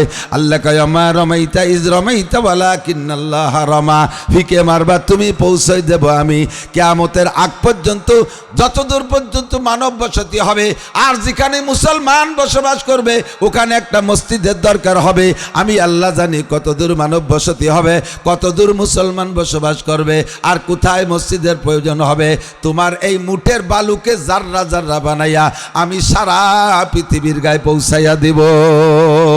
একটা জাররা যে জায়গা পড়বে ওই জায়গা থেকে একটা মসজিদ গজাবে, একটা জাররা যেখানে পড়বে ওখানে একটা মসজিদ নির্মাণ হবে।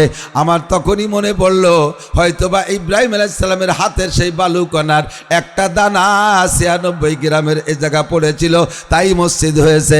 হতে পারে কিয়ামতের আগে ওই 96 গ্রামের 96টা গ্রামেই 96টা মসজিদ হইতে পারে, কি পারে না?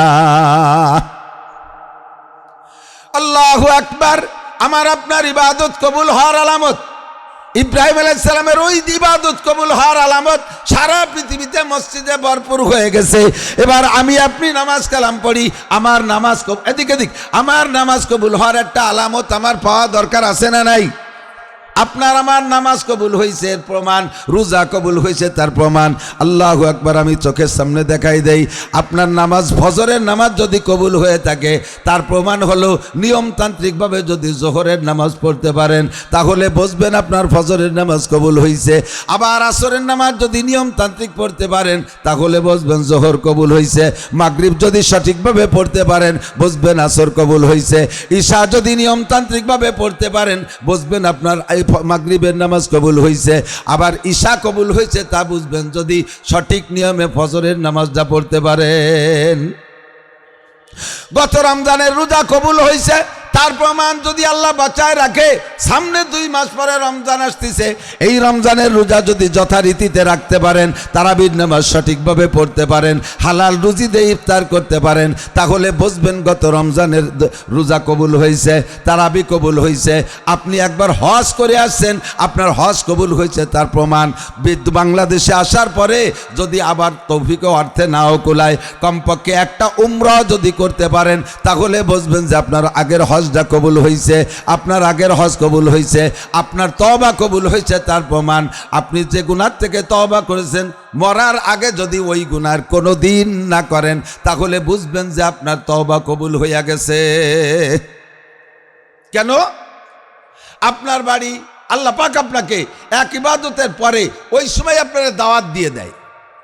আপনার বাড়ি রাজমিস্ত্রি নেছেন, বাড়ির বাউন্ডারি ওয়াল করবেন, গেটের 2 পাশে 2টা ওয়াল, সোজা টানা ওয়াল, একদিকে একটা ওয়ালে 2 জন, একটা মিস্ত্রি একটা হেল্পার দায়িত্ব দিয়েছেন, তোমরা এই পাশে গাঁথবা। এদিকে আরেক জোড়া মিস্ত্রি দিয়েছেন, 2 জনের বেতন 1300 টাকা করে 2 জোড়া। এবার একদিকের মিস্ত্রি সকাল 8টা থেকে নিয়ে বিকেল 4টে পর্যন্ত 800 ইট গাঁথছে। কয়শো?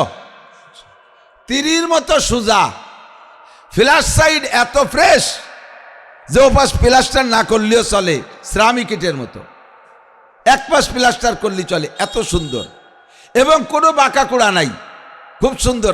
800 ইট একজন মিস্ত্রি গাঁথতে পারে না, এত ভালো মিস্ত্রি যে মাটিতে দাঁড়ায় 800 ইট গেঁথে বেলাইছে। বিকেলবেলা 4টের সময় যখন কাজ শেষ করবে, আপনি কি ব্যবহার করবেন জানি না। আমার যদি হয় মিস্ত্রি, এমন মিস্ত্রি যে 800 ইট এত সুন্দর করে গাঁথছে, তারে আমি কি বলবো, ওরে 1300 টাকা নগদ দিয়ে এরপরে আরো 200 টাকা দেবো, যাও তুমি দোকানের তেটু নাস্তা খেয়ে যেও। আর বলবো বাবা আগামীকালও কিন্তু তুমি আসবা, তোমার এদের ছাড়া আমি আর বাকি কাজ করাবো না, এই ওয়ালটা সম্পূর্ণ তুমি করবা, এই বাউন্ডারি হয়ে যাওয়ার পরে 6 তলা বিল্ডিং জ্বলবো ইনশাআল্লাহ, ওই বিল্ডিংয়ের কাজও তুমি করবা। তারে দাওয়াত দিয়ে দেবো, কথা কন ঠিক ঠিক না? ওরে আমি ওই সময় দাওয়াত দিয়ে দেবো, কাজ পছন্দ হয়েছে দাওয়াত দিয়ে দেবো। আর দ্বিতীয় যেজন বাম পাশে দায়িত্ব দিছি, উনরা 2 জন সকাল 8টা থেকে বিকেল 4টে পর্যন্ত 200 ইট গাচ্ছে, আবার তা দোড়া সাপের মতো সোজা, কোনো এক পাশ ফিলাস না, সমান হইনি কোনো পাশ, সব পাইছে ইটের দাঁত বেরোয় রয়েছে, বেহা কোড়া, সুন্দর হয় নাই।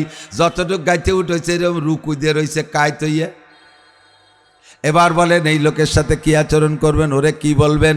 আমি ওরে বলবো আগামীকাল তোর বাপরে নিয়ে এসে ইট খুলবি, বাড়িতে সিমেন্ট বালি আইনি আমার ইট ঠিক করে দিয়ে যাবি, আর এই অলগাথা ঠিক হয়ে যাওয়ার পরে তোরে যদি 1 মাসের মধ্যে সুলতানসি গুড়া দেয়, তালাকে আইনে শুকতলির মধ্যে না দেই, তোরে আর কোনোদিন ধরে আমার এলাকায় না দিন। মিস্ত্রি 700 আতা গুছায় দাওয়া দেবো, টাকা তো দেবই না, তুই 2 বাপ বেটা আছে এই ওয়াল ঠিক করে দিয়ে যাবি, কথা কন ঠিক না? Same quality.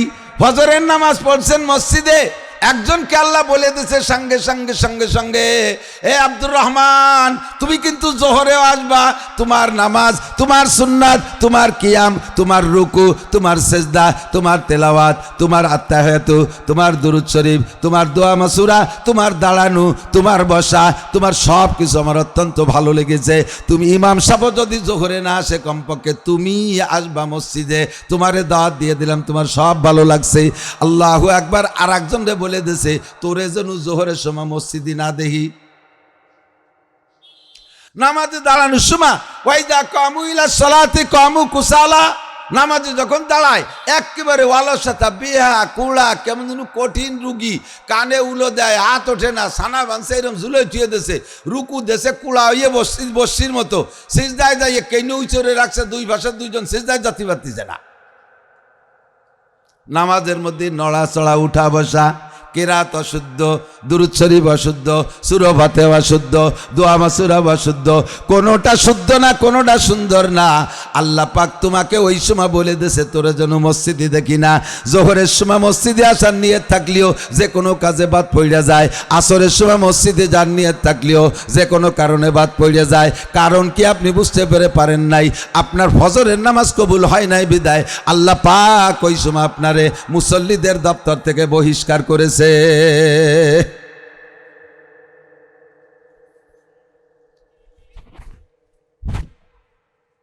ব্যবসা গরম পড়ছে, তাই না? জোহরের নামাজ পড়ে যাওয়ার পরে আবার আল্লাহ দাওয়াত দিয়েছে, জামাল তুমি অবশ্যই আসরের নামাজে আসবা, আর কেউ না আসলে তুমি আসবা, তোমার নামাজ ভালো লাগছে। আবার মাগরিবের সময়ের জন্য দাওয়াত দিয়ে দিয়েছে, আসর পড়ে যাওয়ার সময় তুমি আসর পরে মাগরিবও পড়তে আসবা। 1 ওয়াক্ত পড়ার পরে আর 1 ওয়াক্তের দাওয়াত দিয়ে দেয়। এইটা হলো কবুলিয়াতের আলামত। গত রমজানে রোজা রাখছেন, আপনার হালাল রুজির রোজাটা আল্লাহর ভালো লেগেছে, রমজানের রোজা রাইখে আবার তারাবির নামাজ যথারীতিতে পড়েছেন জামাতের সাথে, সেহরি খাইতে শেষ রাত্রে উইটা তাহাজ্জুদের নামাজ পড়া, এরপরে সেহরি খাইছেন, সেহরি খাইয়া ফজরের নামাজ পড়ে কিছুক্ষণ আরাম কইরা উইটা বানায় একটু তিলাওয়াত করেছেন। আপনার সারা দিনের পরিবেশনটা আল্লাহ পাকের অত্যন্ত পছন্দ হয়েছে বিদায় আল্লাহ দাওয়াত দিয়ে দেছে আগামী বছরও তুমি রমজানের রোজা রাখবা। এই রমজানে যদি রোজা রাখতে পারেন, বুঝবেন যে গত রমজানের রোজা আল্লাহ পাক কবুল করেছে। বলেন না সুবহানাল্লাহ। আপনি হজ করে আসছেন, আর একবার যদি মরার আগে কমপক্ষে উমরা করার সুযোগ পান, তাহলে বুঝবেন যে আল্লাহ পাক আপনার ওই সময় দাওয়াত দিয়ে দিয়েছে, হে আব্দুল খালেক তোমার তওবটা ভালো লাগছে, তোমার লব্বাইক বলা আমার ভালো লাগছে। তুমি যখন কাবা ঘরের পাশ দিয়ে করো আল্লাহবাইক লব্বাইক আল্লাহুম্মা লব্বাইক বলো, তখন আমার খুব ভালো লেগেছে বান্দা, তুমি কিন্তু মরার আগে আর একটা বার আসবা, আল্লাহ পাক আপনাকে তৌফিক দিয়ে দেবে, ইনশাআল্লাহ যাইতে পারবেন, ইনশাআল্লাহ যাইতে পারবেন। এমন করে প্রত্যেকটা ইবাদত এক খতম কোরআন শরীফ পড়ছেন, ওইটা যদি আল্লাহ পাকের পছন্দ হয় আর এক খতম পড়ার তৌফিক আল্লাহ পাক দান করে, এইটা হলো ইবাদত কবুলিয়াতের আলামত।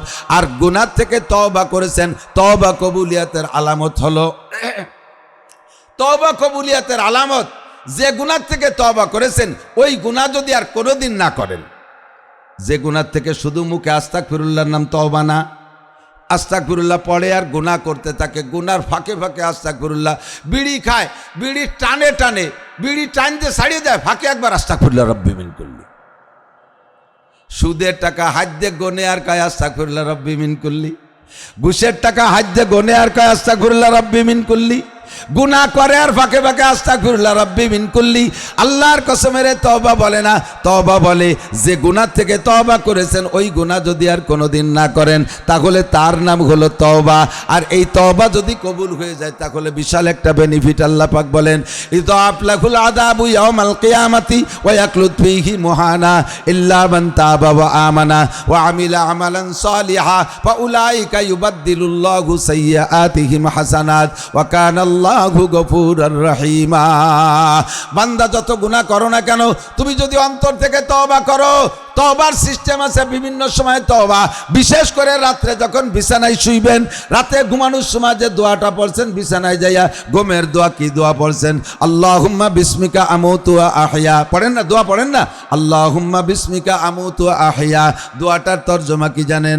আল্লাহ তোমারই নামে মরিতেছি, আবার সকালবেলা যখন উঠবো তোমার নামে উঠবো। আমাদের সকলেরই জানা আছে জীবনে 2-4টে ঘটনা এমন যে আমাদের আপনজনদের ভিতরে, এলাকার ভিতরে অমুক লোক রাতের বেলা ঘুমাইছে আর ফজরের সময় ওঠে নাই, ও ঘুমের মধ্যে মরণ হয়ে গেছে, এরকম 2-1টা জানা আছে না নাই?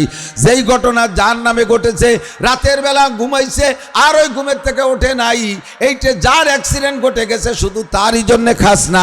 আমার জিন্দেগিতে এমন হতে পারে আমি রাত্রে বেলা দোয়া পড়ে ঘুমাইছি, আল্লাহ আমি মরিতেছি তোমার নামে। ঘুম হলো মরণের সাদৃশ্য। মানুষ যখন মরে যায় তখন দুনিয়ার যেমন কিছু টের পায় না, মানুষ যখন গভীর ঘুমে নিমজ্জিত হয়ে যায়, দেখেন মাথার কাছ থেকে সরে মাল নিয়ে যা টের পায় না, দরজা খুলে মালামাল চুরি হয়ে যাচ্ছে টের পায় না, এটা মরণের সাদৃশ্য। আর আমি দোয়া পড়েছি ঘুমের সময়, আল্লাহুম্মা বিসমিকা আমুতু, আল্লাহ তোমারই নামে মরিতেছি। হইতে পারে আমার এই ঘুমটা চিরমরণ, এইটা আমার আখেরি ঘুম হয়ে যেতে পারে। আবার সকালবেলা যখন ঘুম থেকে উঠেছেন দোয়া পড়ছেন কি? আলহামদুলিল্লাহিল্লাযী আহইয়ানা বাদামা আমাতানা ওয়া ইলাইহিন নুশুর। এটা পড়েন তো, দোয়া পড়েন তো, আলহামদুলিল্লাহিল্লাযী আহইয়ানা বাদামা আমাতানা ওয়া ইলাইহিন নুশুর। এ দোয়ার তরজমা কি জানেন? আল্লাহ সব প্রশংসা তোমারই, যে আল্লাহ আমারে 6-8 ঘন্টা মেরে রাখার পরে আবার জীবিত করে দিয়েছো। তুমি আল্লাহ 6 ঘন্টা মেরে রাখার পরে আবার যেহেতু জীবিত করেছো, এ ক্ষমতা তোমার আছে। ওয়া ইলাইহিন নুশুর, স্থায়ী মরণ হয়ে যাওয়ার পরে কিয়ামতের মাঠে আবার আল্লাহ উঠাইতে পারবে কি পারবে না? যুবকরা বলো, আল্লাহর সামনে উঠতেই হবে। আমরা মানুষ মাটি দেওয়ার সময় দোয়া পড়ি, মিনহা খলাকনাকুম, পড়ি না দোয়া? মিনহা খলাকনাকুম ওয়া ফিহা নুঈদুকুম ওয়া মিনহা নুখরিজুকুম তারাতান উখরা। এটা আমরা দোয়া পড়ি, বাস্তব কথা হলো আল্লাহর। আল্লাহ পাক বলেন, হে মানুষ, তুমি যারে মাটিতে দাফন করতেছো ওটাও কিন্তু মাটির তৈরি মানুষ। এখন তুমি জীবিত আছো, তোমারে কিন্তু আমি সোনায় দিয়ে বানাই নাই, তোমারে আমি রূপ দিয়ে বানাই নাই, হীরা কাঞ্চন দিয়ে বানাই নাই, তোমারও বানাইছি এই মাটি দিয়ে। মিনহা খলাকনাকুম ওয়া ফিহা নুঈদুকুম, আবার এই মাটির মধ্যে তোমাকে নেই ছাড়বো। তুমি যত তালা দালানের মাথায় বসবাস করো না কেন, ওখান থেকে সময় হলে তোমাকে মাটির নিচে টান দিয়ে নিয়েই আসবো। কতক্ষণ? আলা ইয়া সাকিনাল কসরিল মুআল্লা সাতুদফানু আন করিবিন ফিত তুরাবি গর ইমারত রাবরি বর আসমা আকে বাজে রে জমি গরদিন হা। যত তালা দালানের মাথায় বসবাস করেন না কেন, আপনাকে অবশেষে মাটির মধ্যে আসতেই হবে। আমার এলাকার যুবকরা লক্ষ্য করো, আরে মাটির ভিতরে যা পর্যন্ত যদি শেষ হয়ে যাইতো তাহলে আমরা এত ওয়াজ করতাম না, নামাজের কথা বলতাম না, রোজার কথা বলতাম না, হালাল হারামের পরামর্শ দিতাম না, কোনো ওয়াজই করতাম না।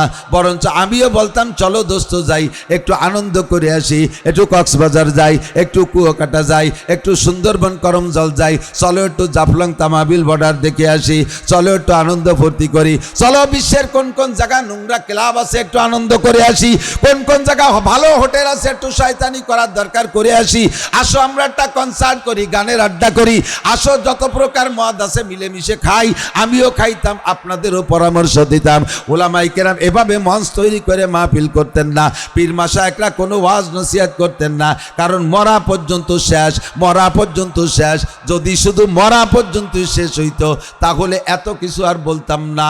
কিন্তু সমস্যা হলো মরা পর্যন্ত শেষ না। আমিনহা নুখরিজুকুম তারাতান উখরা, আবার আল্লাহ পাক মাটি থেকে আমাদেরকে বের করেই ছাড়বে। কতক্ষণ? আমাদেরকে বের হতে বলবে না। খেয়াল করেন, আল্লাহ পাক হাসরের মাঠে বলবে না যে কে কোন জায়গা মারা গেছিস, আমি তো তালাশ করে পাচ্ছি না, সেই আদমের থেকে মরা শুরু হয়েছে, আগানে বাগানে খাল কুয়োর মধ্যে কিনা কোয়ানে মরছে, আমেরিকা থেকে জাপান পর্যন্ত কারে কোন জায়গা বাঘে ছাগলে খেয়ে বেলাইছে তালাশ করে পাচ্ছি না। একটা হিসাব নিকাশ আছে, সোনারা একটু মেহরবানি করে উঠিয়ে আসো, এরকম তেল মাহাইনে ডাক পারবে। আল্লাহ কয় তোমারে উঠতে বলবো না, ওয়ান মিনহা নুখরিজুকুম, আমি আল্লাহ বের করে ছাড়বো। কোনো জায়গায় লুকায় পালাইয়া থাকতে পারবে? কেউ পালাইয়া থাকতে পারবে না। হে যুবক, পাগলামি করো, মস্তানি করো, শয়তানি করো, বদমাশি করো, যাই কিছু করো না কেন, মনে রাখতে হবে উঠতে হবে আল্লাহর সামনে। তোমাকে আল্লাহর সামনে উঠে জবাব দেওয়া লাগবে। বিশেষ করে 4টি পয়েন্টের জবাবের মধ্যে একটা হলো, অন্যতম হলো আনসাবাবিহি ফিমা আবলা, তোমার যৌবনকাল সম্পর্কে জিজ্ঞাসা করা হবে। খুব খুব খুব খেয়াল, যৌবনকাল সম্পর্কে জিজ্ঞাসা করা হবে। কেন? কয় মানব জীবনের ভিতরে যৌবনকালটা হলো সবচাইতে ইম্পর্টেন্ট টাইম। ইবাদত করারও টাইম যৌবনকাল, গুনাহ করারও টাইম যৌবনকাল। 90 বছরে বুড়োর সব এনার্জি শেষ হয়ে গেছে, এখন 90 বছরে বুড়ো আস্তাগফিরুল্লাহ পড়ার কোনো দরকারই নাই, তার কোনো তওবা তিল্লার সময় নাই, কারণ এখন তার ভিতরে গুনাহ করার এনার্জি নাই, চুরিও করার ক্ষমতা নাই, জেনা করার ক্ষমতা নাই, ডাকাতি করার ক্ষমতা নাই, মারামারি করার ক্ষমতা নাই। কথা বলেন? 90 বছরে বুড়ো নাকের মধ্যে পাইপ দিয়ে সিলাইন খাচ্ছে। সেই সময় সেই বুড়ো মরে মরে বাপ, ছেলেরা আছে কাকানের হুজুরে ডাইকে নিয়ে, হুজুর আমার আব্বার একটু তওবা পড়াই দিয়ে যান।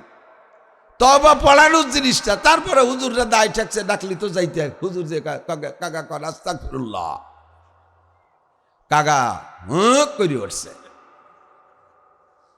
উনি মনে হচ্ছে কি যে কোনো জমি বেচবে নাকি, কোন ডাঙ্গার জমি,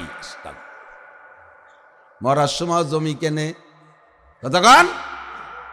তওবা হবে না। আল্লাহ পাক বলেন, ইন্নামাত তাওবাতু আলাল্লাহি লিল্লাযিনা ইয়ামালুনা সাইয়্যাত, ইন্নামাত তাওবাতু আলাল্লাহি লিল্লাযিনা ইয়ামালুনা সাইয়্যাত সুম্মা ইয়াতুবুনা মিন করিব। আল্লাহ পাক ওই ব্যক্তি তওবা কবুল করে যার ভিতরে গুনাহ করার এনার্জি আছে, আর আচানক ভুলক্রমে গুনাহ হয়েই গেছে। হতেই পারে গুনার জগতে গুনাহ হতেই পারে, যদি গুনাহ না হতে পারে তাহলে আল্লাহ পাক তওবা শিখাইতেন না। কথা বলেন ঠিক কি ঠিক না? তওবার দরজা এজন্যই খোলা রেখেছে, আর তওবা এজন্যই শিখাইছে যে বান্দা দুনিয়ায় যে গুনাহ করবেই করবে, পিছনে শত্রু লেগেছে গুনাহ করাবে। এই গুনাহ যদি হয়েই যায় আচানক, তাৎক্ষণিকভাবে যদি তওবা করে আস্তাগফিরুল্লাহ ক্ষমা চায় আল্লাহর কাছে, আল্লাহ পাক বলেন ইন্নামাত তাওবাতু আলাল্লাহি লিল্লাযিনা ইয়ামালুনা সাইয়্যাত, ওই সমস্ত ব্যক্তির তওবা আল্লাহ কবুল করে। ওয়ালাইসাতিত তাওবাতু লিল্লাযিনা ইয়ামালুনা সাইয়্যাত হাত্তা ইযা হাদারা আহাদাহুমুল মাউত ক্বালা ইন্নী তুবতুল আন, ওই সকল মানুষের ভাগ্যে তওবা হবে না, ওই সকল মানুষের তওবা কবুল করা হবে না, তাদের আস্তাগফিরুল্লাহ গ্রান্ট করা হবে না। তারা কারা? যারা অবিরাম বুঝে বুঝে গুনাহ করে, বুঝতেছে বুঝতেছে গুনাহ তারপরেও করে, বুঝতেছে গুনাহ তারপরেও করে, আর অপেক্ষায় রয়েছে মরার আগে তওবা করে নেব। হাত্তা ইদা হাদারা হাদাহুমুল মাউত, ইতিমধ্যে গুনাহ করতে করতে করতে করতে তার মরণের সময় আইসা গেছে, এখন মৃত্যু শয্যায় শায়িত। সেই সময় কয় ইন্নী তুবতুল আন, আল্লাহ এখন কি আমি তওবা করব? আল্লাহ কয় লাইসাতি তওবা, তোমার তওবা হবে না, কারণ এখন তোমার গুনাহ করার এনার্জি নাই, এই সময় তুমি তওবা করো। পুলিশের চাকরিতে যতদিন ছিল, পুলিশের চাকরিতে যতদিন ছিল অতদিন ঘুষের থেকে তওবা করে নাই, রিটায়ার্ড করে বাড়ি এসে ঘন ঘন আস্তাগফিরুল্লাহ পড়ে আর গল্প মারে, আমি আর জীবনেও কোনোদিন ঘুষ খাবো না, জীবনেও কোনোদিন ঘুষ খাবো না। কেন খাবো না? কয় চাকরি ছুটিয়ে গেছে, চাকরি নাই, চাকরি থেকে রিটায়ার্ড, এই জন্য ঘুষ খাবো না। মেম্বার সাহেব টোন মারছে, মন মারছে, ভিজিএফ কার্ড বেশি খাইছে, পঙ্গু ভাতা বয়স্ক ভাতা করতে যে টাকা খাইছে, এরকম ভালো ভালো মেম্বার আছে না গেলে সারা বাংলাদেশে আছে। এবার মেম্বার কয় যে আর কোনোদিন এগুলো করবো না। কয় কেন করবা না? কয় আমি এবার 6 ভোটে ফেল করছি, 6 ভোটে ফেল করে মেম্বার হতে পারে নাই, বিদায় তওবা। পুলিশের চাকরি ছুটে গেছে, এই জন্যই তওবা। শক্তি সামর্থ্য সব শেষ হয়ে গেছে, বিদায় তওবা। এই তওবার অতটা গুরুত্ব নাই। আল্লাহ কয় তওবা করবা যখন তোমার গুনাহ করার এনার্জি আছে, ক্ষমতা আছে, শক্তি আছে, পাওয়ার আছে, ওই সময় তওবা করো। তাই বলে বুড়োরা ভয় পেন না। এখনো পর্যন্ত যারা এখানে আছেন দাড়ি পাকা মুরব্বীরা, বুড়ো মানুষ সম্পর্কে আবার অন্য হাদিস আছে, বুড়ো মানুষ যখন ঠোঁট বাঁকাইয়া চোখের পানি বের করে কাঁদে, যখন ঠোঁট বাঁকায় বাঁকায় কাঁদে, চোখ থেকে পানি পড়ে, আল্লাহ কামুল হাকিমিন ওই দাড়ি পাকা বুড়ো মানুষটার চেহারার দিকে তাকাইয়া মায়া করে তার জীবনের সব গুনাহ মাফ কইরা দেয়। এমন একটা অফার বুড়োদের জন্য আছে। তবে গুনাহ থেকে তওবা করার সময় হলো গুনাহ করার শক্তি আর ক্ষমতা থাকা।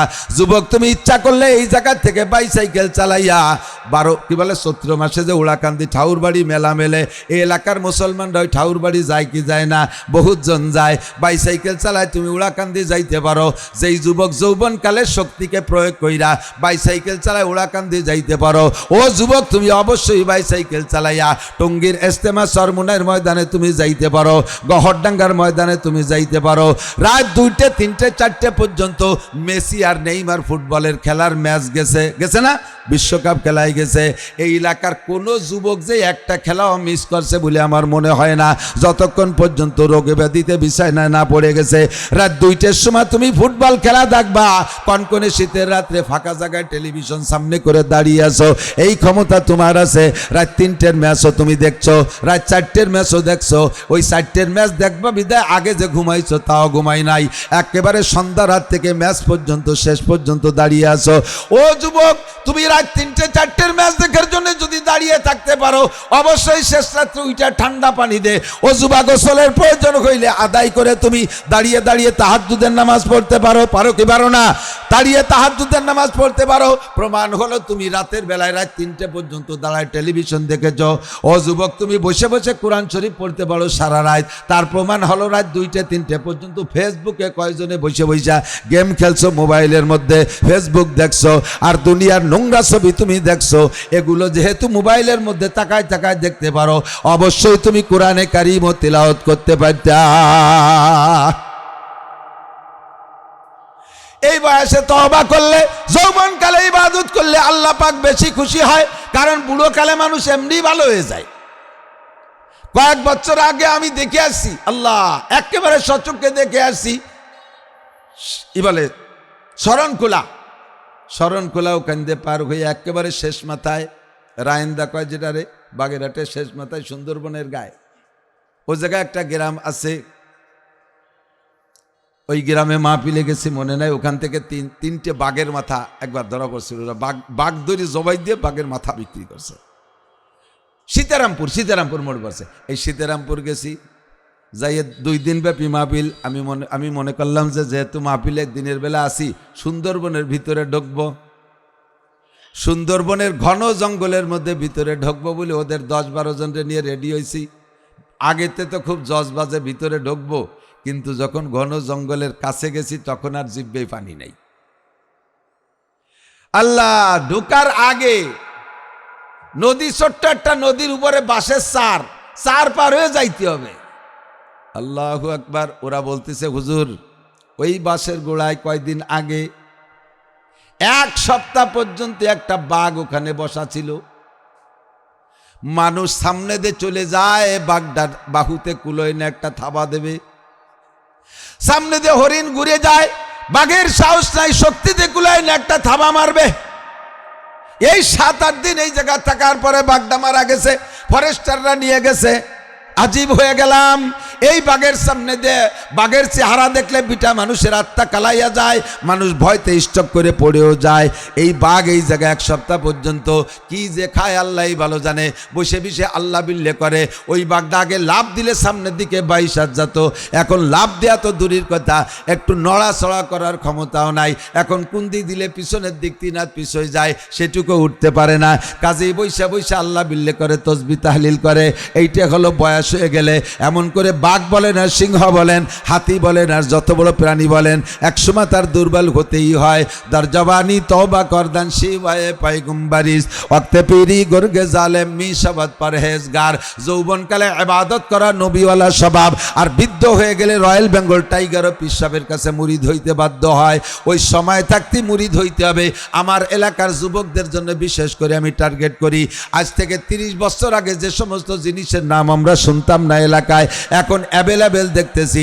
এই এলাকার যুবকদের চাইতে বেনামাজি যুবক খুব কমই আছে। আমাদের এলাকার যুবকরা বেনামাজি বেশি, আমাদের এলাকার যুবকরা গাঁজাখোর বেশি, কতক্ষণ অ্যাবাখোর বেশি, ফেন্সিডিল কর বেশি, পাড়ায় পাড়ায় ডিলার হয়ে গেছে। এ যুবক যারা গাঁজা অ্যাবা ফেন্সিডিল খাও, আল্লাহকে বিশ্বাস করো, হাসে উড়াই দিও না, সেদ্রাই উড়াই দিও না, ধরা একদিন পড়বা। ওলামাই কেরাম আমরা সাক্ষী হব ইনশাআল্লাহ। ফাসাউফা তারা ইযান কাশাফাল গুবারো আফারাসুন তাহতা রিজলিকা আম হিমারো। অন্ধকার কেটে গেলে বুঝবা তুমি ঘোড়ার পিঠে বসা না গাদার পিঠে বসা। নবী পাক মেরাজের রাত্রে জাহান্নাম দেখতে গিয়েছিলেন। জাহান্নামের ভিতরে গিয়ে দেখে এক শ্রেণীর নারীদের হাতে হ্যান্ডকাপ দিয়া জাহান্নামের মধ্যে ঝুলানো আছে, নিচের থেকে আগুন দিয়ে তাদেরকে তাপ দিচ্ছে, তাদের সারা গা খসে খসে পড়তেছে গইলা গইলা। আর এই নারীরা পানি চাইছে আল্লাহর কাছে, ঠান্ডা পানি। আল্লাহ পাক তাদেরকে এমন ঠান্ডা পানি দিয়েছে, যেই ঠান্ডা পানি খেয়ে ভিতরটা পর্যন্ত জমাট বেঁধে গেছে। এবার চিৎকার মারতেছে, আল্লাহ চাইলাম তোমার কাছে পিপাসা নিবারণের জন্য ঠান্ডা পানি, এত ঠান্ডা তো চাই নেই, সহ্য করতে পারছি না।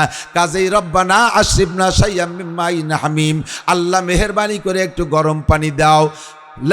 70 লক্ষ বছর পর্যন্ত চাইতে থাকবে, একবার চাইলেই গরম পানি পাবে না।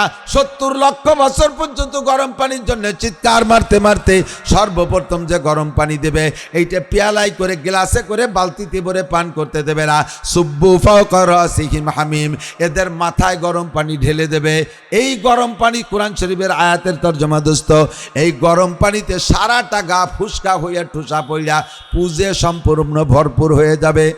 কিন্তু ভিতরে এখনো ঠান্ডা কাটে নাই, ভিতরে ঠান্ডার জন্য গরম পানি চেয়ে যাচ্ছে। রব্বানা আশরিবনা শাইয়্যাম মিন মাইন হামিম, আল্লাহ একটু গরম পানি পান করতে দাও। সুম্মা সুব্বু ফাওকা রাসিহিম হামিম, আবারও তাদের মাথায় গরম পানি ঢেলে দেবে। দ্বিতীয়বার গরম পানি ঢেলে দিলে এই গরম পানির তাপে শরীরের সমস্ত ফুসকাগুলো ফাইটা, এই ঠুসাগুলো ফাইটা, ভিতরে যে পুষ ছিল ওই পুষগুলো একটা ড্রেন দিয়ে যাইয়া একটা গর্তের মধ্যে জমা হবে, একটা গর্তের মধ্যে জমা হবে। ওই গর্তের নিচে দিয়ে জাহান্নামের আগুন দিয়ে জাল দিতে দিতে দিতে দিতে এমন এমন হয়ে যাবে যেন সেই পুজের ভিতর দিয়ে আগুন বের হচ্ছে। ওদিকে তারা তো গরম পানি চেয়েই যাচ্ছে, তাদেরই গায়ের পানি, তাদেরই গায়ের পুজ এমনভাবে জাল দিয়া এরপরে তাদেরকে পেয়ালায় দেয়া হবে, ইশরাবু, ঠিক আছে এখন পান করো। যখন ওই পচা গরম পুজ পান করবে, সঙ্গে সঙ্গে ভিতরে নারী বুড়ি সব পয়সা নারীদের সরঙ্গাতে বের হতে থাকবে।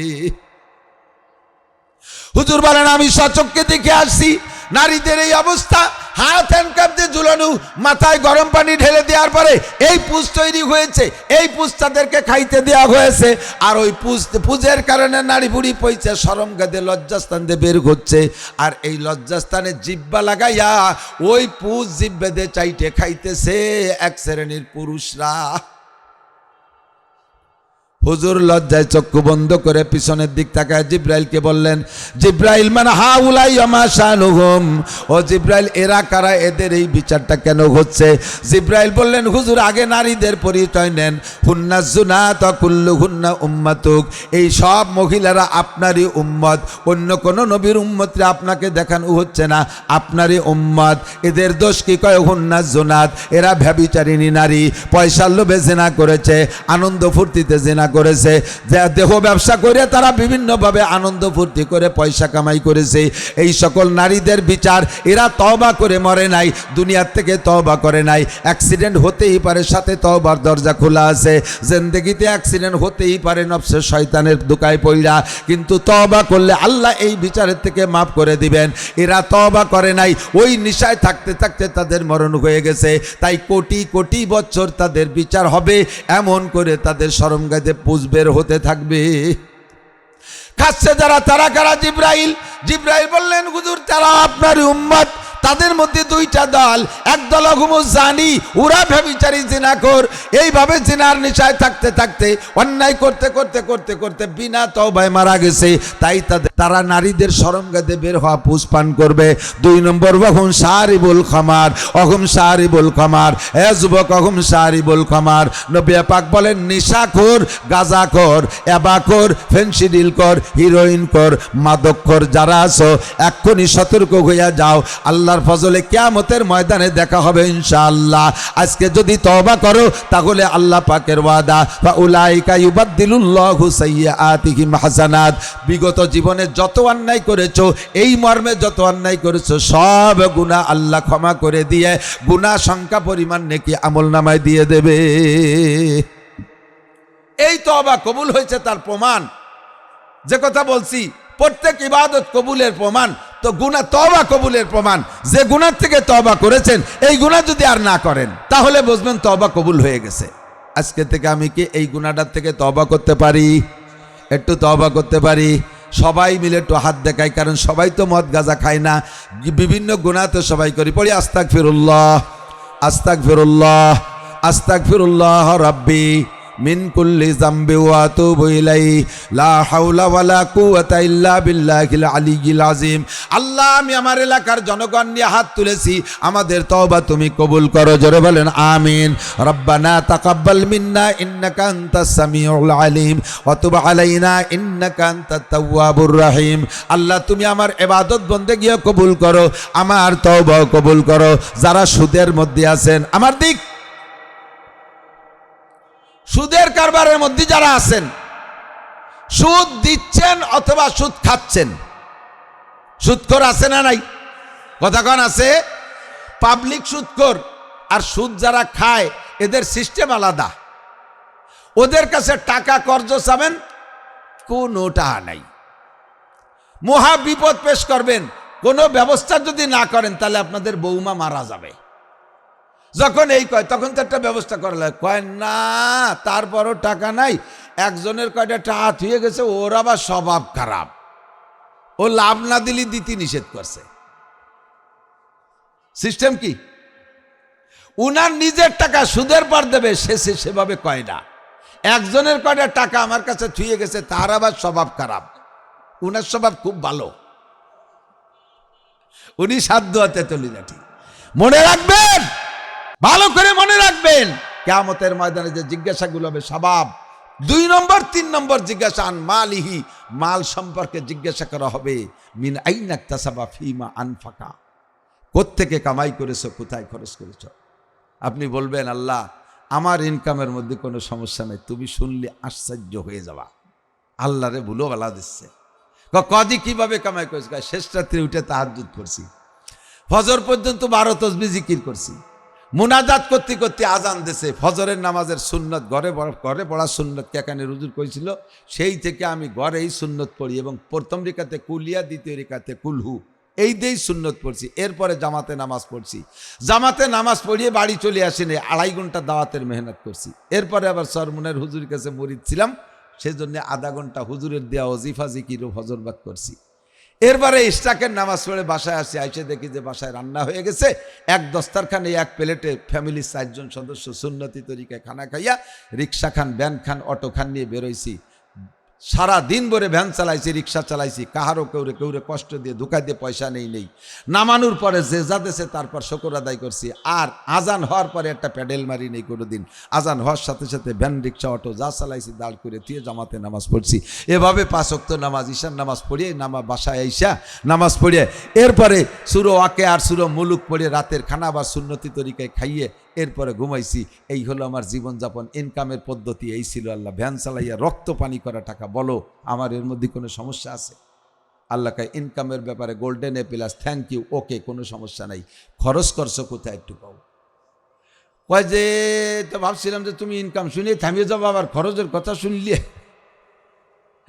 ওই জায়গায় একটু সমস্যা আছে। ওই শনিবারে ব্যারাকের কিস্তিতে টাকা কয়টা দিয়ে দিছি,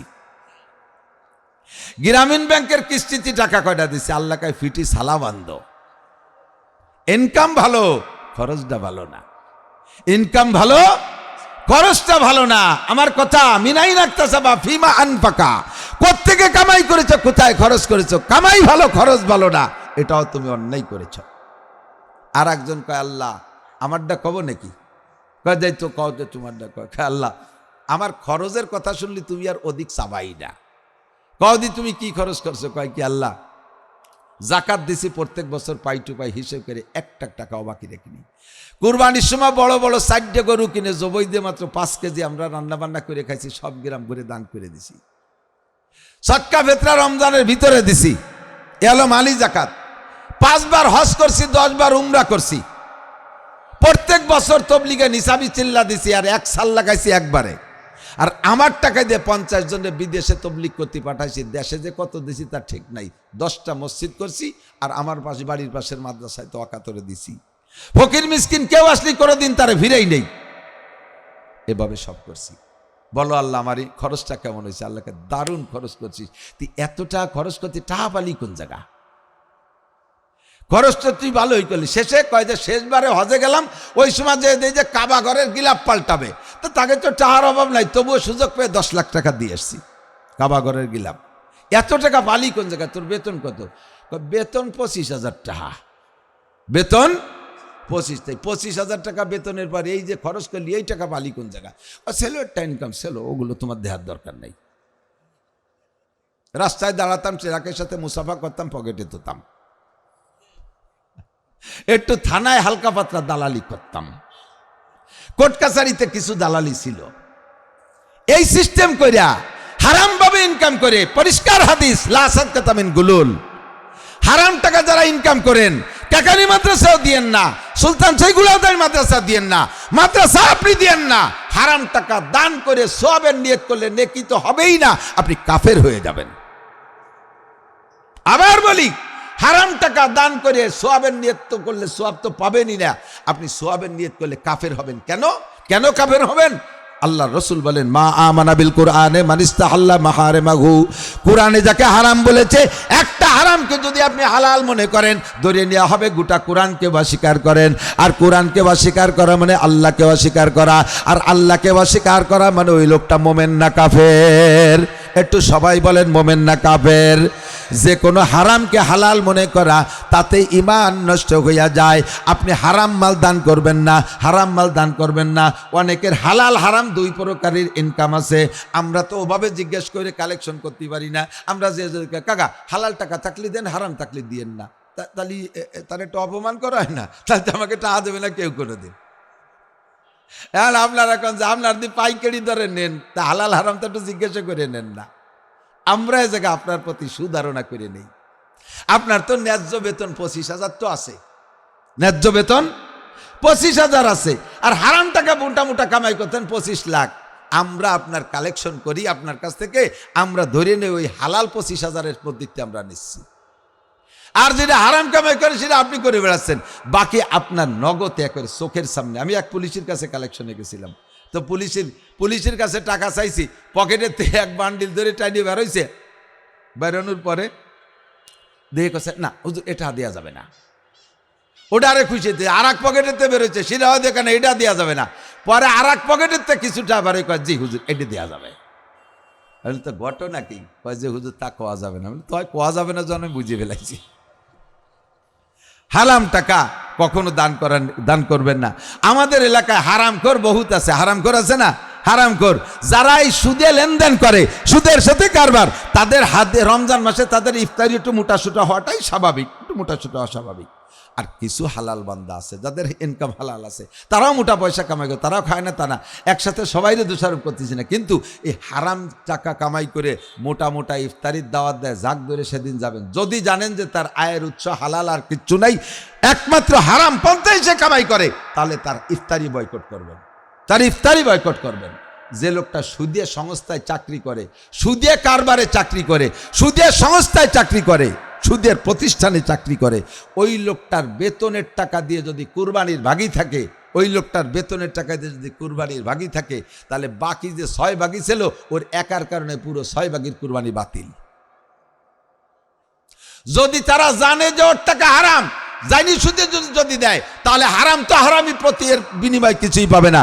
আর যদি না জানে এই 6 জন যে উনার টাকা হালাল না হারাম তা তো জানি না, কিন্তু উনি গোপনে হারাম টাকায় দিয়ে ভাগ রয়েছে, এটা আপনারা 6 জন জানেন না, আপনাকে কুরবানি আপাতত বাতিল। কিয়ামতের ময়দানে ওই লোকের কাছ থেকে আপনাদের 6 জনের কুরবানির নেকি আদায় করে দেবে আল্লাহ। ওর অন্য যে নেকি কিছু আছে সেখান থেকে আপনারা পুরোই দেবে, বাকি আপনাদের কুরবানি বাতিল। বুঝে শুনে এই জন্যে ছোট দেন, ছোট দেন, একা দেন, একটা ছাগল দেন, বিশাল বড় গরু 4-5 জনে দিয়েছেন, কার টাকা হালাল কার টাকা হারাম তার কোনো খবর আপনার নাই, বাস এর ভিতরে সমস্যা হতে পারে।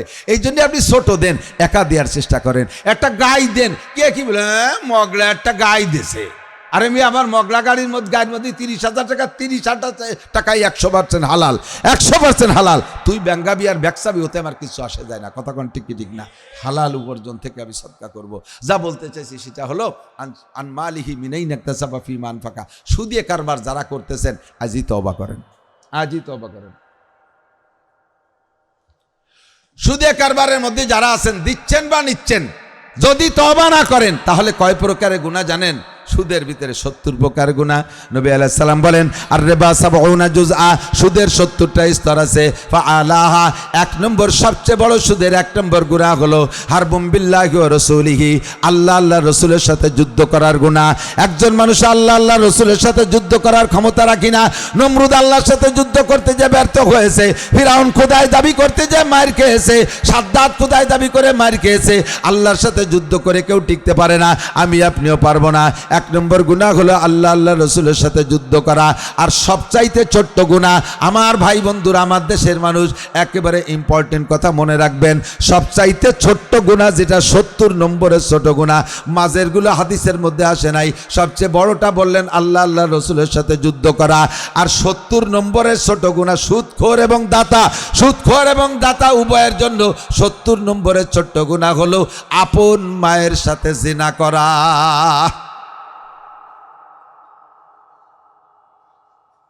ফামান শাআ ফালইউমিন ওয়া মান শাআ ফালইয়াকফুর, যার মনে চায় মানেন, যার মনে চান না মানেন না, কিচ্ছু আসে যায় না। ওয়া মা আলাইনা ইল্লাল বালাগ, আপনারা আমার আপন, আমি আপনাদের আপন। কিয়ামতের ময়দানে বলবেন আল্লাহ, আমরা তো আমাদের হুজুরের বয়ান শুনতাম, বিদেশি হুজুর ছাড়া বয়ান শুনতাম না এমন না, আমাদের হুজুরের কথাও শুনতাম, অন্য জায়গার হুজুররা ভয়তে ভয়তে অনেক কথা বলতো না, আমাদের হুজুর যা বলতো তা তো শুনতাম। তাই আমি আপনাদের অভিযোগ থেকে বাঁচার জন্য আমার জিম্মাদারি আমি খালাস করে গেলাম। ওয়া মা আলাইনা ইল্লাল বালাগ, যার মনে চায় মানেন, যার মনে চায় না মানেন না। হারাম করে দোয়া কবুল হয় না। আপনি যদি সুদে লেনদেনে থাকেন, আপনি কোনো বিপদে পড়ছেন, আর এই মাদ্রাসায় হাফেজ সাহেব হুজুরের দায়িত্ব দিয়েছেন, হুজুর আমাকে বিপদ থেকে উদ্ধারের জন্য দোয়া করবেন, আল্লাহর কসম হুজুরের দোয়া আপনার জন্য কবুল হবে না, হুজুরের দোয়া আপনার জন্য কবুল হবে না যতক্ষণ পর্যন্ত হারাম উপার্জন, হারাম আয় ব্যয় থেকে আপনিকে নিজে পরিচ্ছন্ন না রাখতে পারবেন। আমাদের দোয়া কবুল না হওয়ার কারণ এইগুলোই। কোরআনে কারীমের ভিতরে আল্লাহু আকবার, আল্লাহ বলেছেন উদউনি আস্তাজিব লাকুম, দোয়া করো দোয়া কবুল করব। এত দোয়া করি দোয়া কবুল হয় না, কারণ কি? অন্যতম কারণ হলো 90% মানুষের রিজিক হারাম। টুকায় দেখেন কোনো না কোনোভাবে 10% রাখছে আল্লাহর বান্দা এই জামানায়, সমিতির সাথে জড়িত, নামাজ পড়ে, নামাজি মানুষ, 5 ওয়াক্ত নামাজ পড়ে মসজিদি, তাও সে টাকা লাগায় দেয় সুদির পর, তার থেকে টাকা নিতে গেলে সে কর্জ দেয় না। আর কর্জ দেবেই বাকি। আর একটা কথা এসে গেছে, কর্জ নিলি তা টাইম মতো শোধ দেয় না, এই হলো আর এক জ্বালা। আমার মনে হয় সুদে কারবার বাড়ার কারণ এটা একটা কারণ, যে কর্জ নিলি টাইম মতো দেয় না। ঠিক আছে, তোর কাছে যে কয় বছর দরকার হয় থাক, মাসে 1000-100 টাকা দিস। এই সুদে বুঝাবো আর বয়তে যথা তাড়াতাড়ি পরিশোধ করতে চাই, তবে এটাও ওই কৌশলও জায়েজ নেই। এর থেকে তওবা করব। আপনি আজকে তওবা করেন সুদের থেকে, লেনদেন থেকে। আপনার তওবা কবুল হয়েছে প্রমাণ যদি জীবনে আর কোনোদিন এই সুদে কারবার না করেন। ও যুবক, আর একটা কথা বলে শেষ করে দেব। তামুতুনা কামা তাহয়াউন ওয়া তুহশারুনা কামা তামুতুন। তোমার জীবনযাপন যেমন হবে, মরণ তোমার তেমন হবে। জীবনযাপন যেমন হবে, মরণ তোমার তেমন হবে।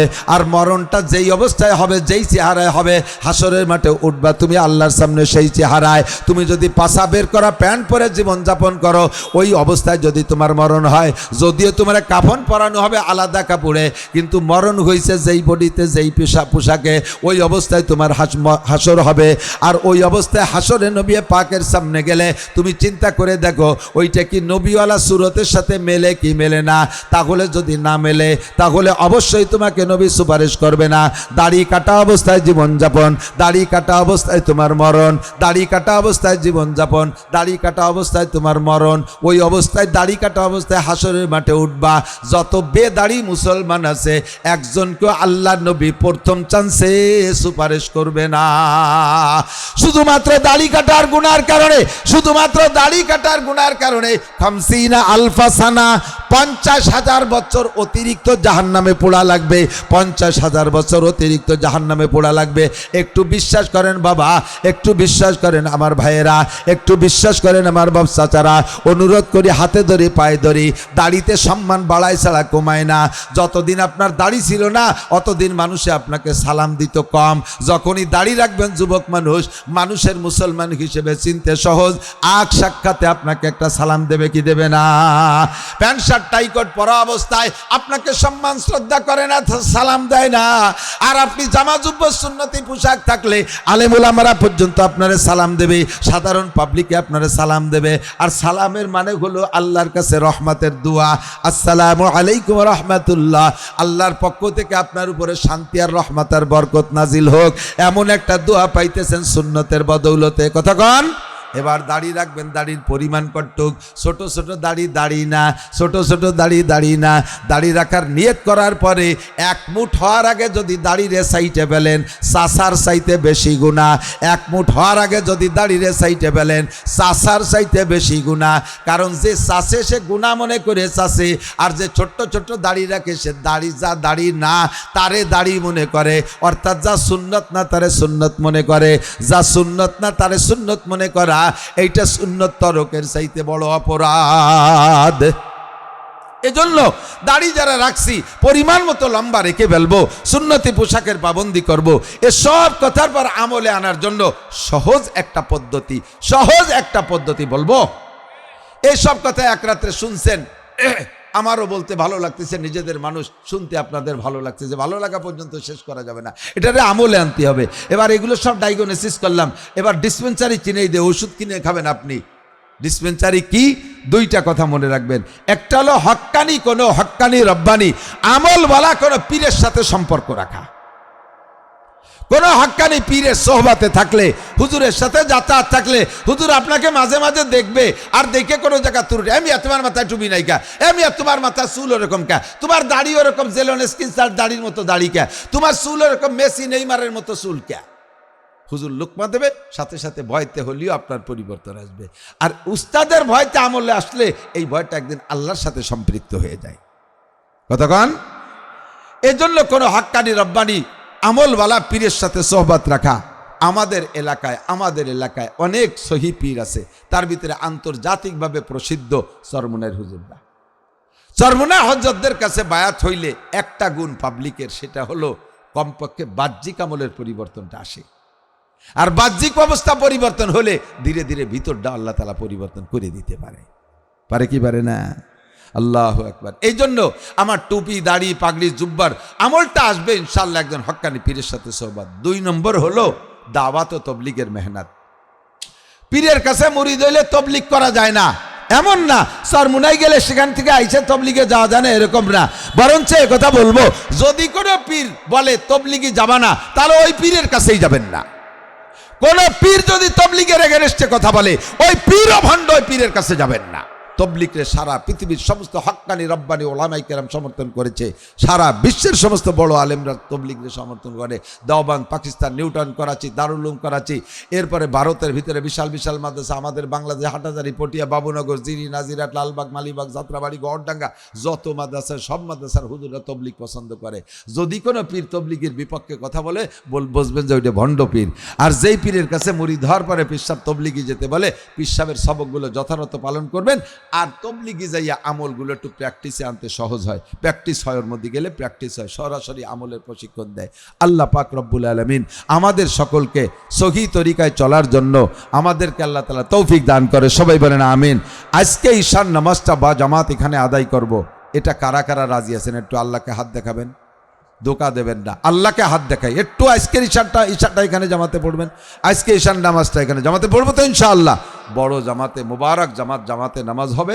আর আমরা স্থানীয় যারা তবলিগ করে তাদের সাথে সম্পর্ক রাখবো।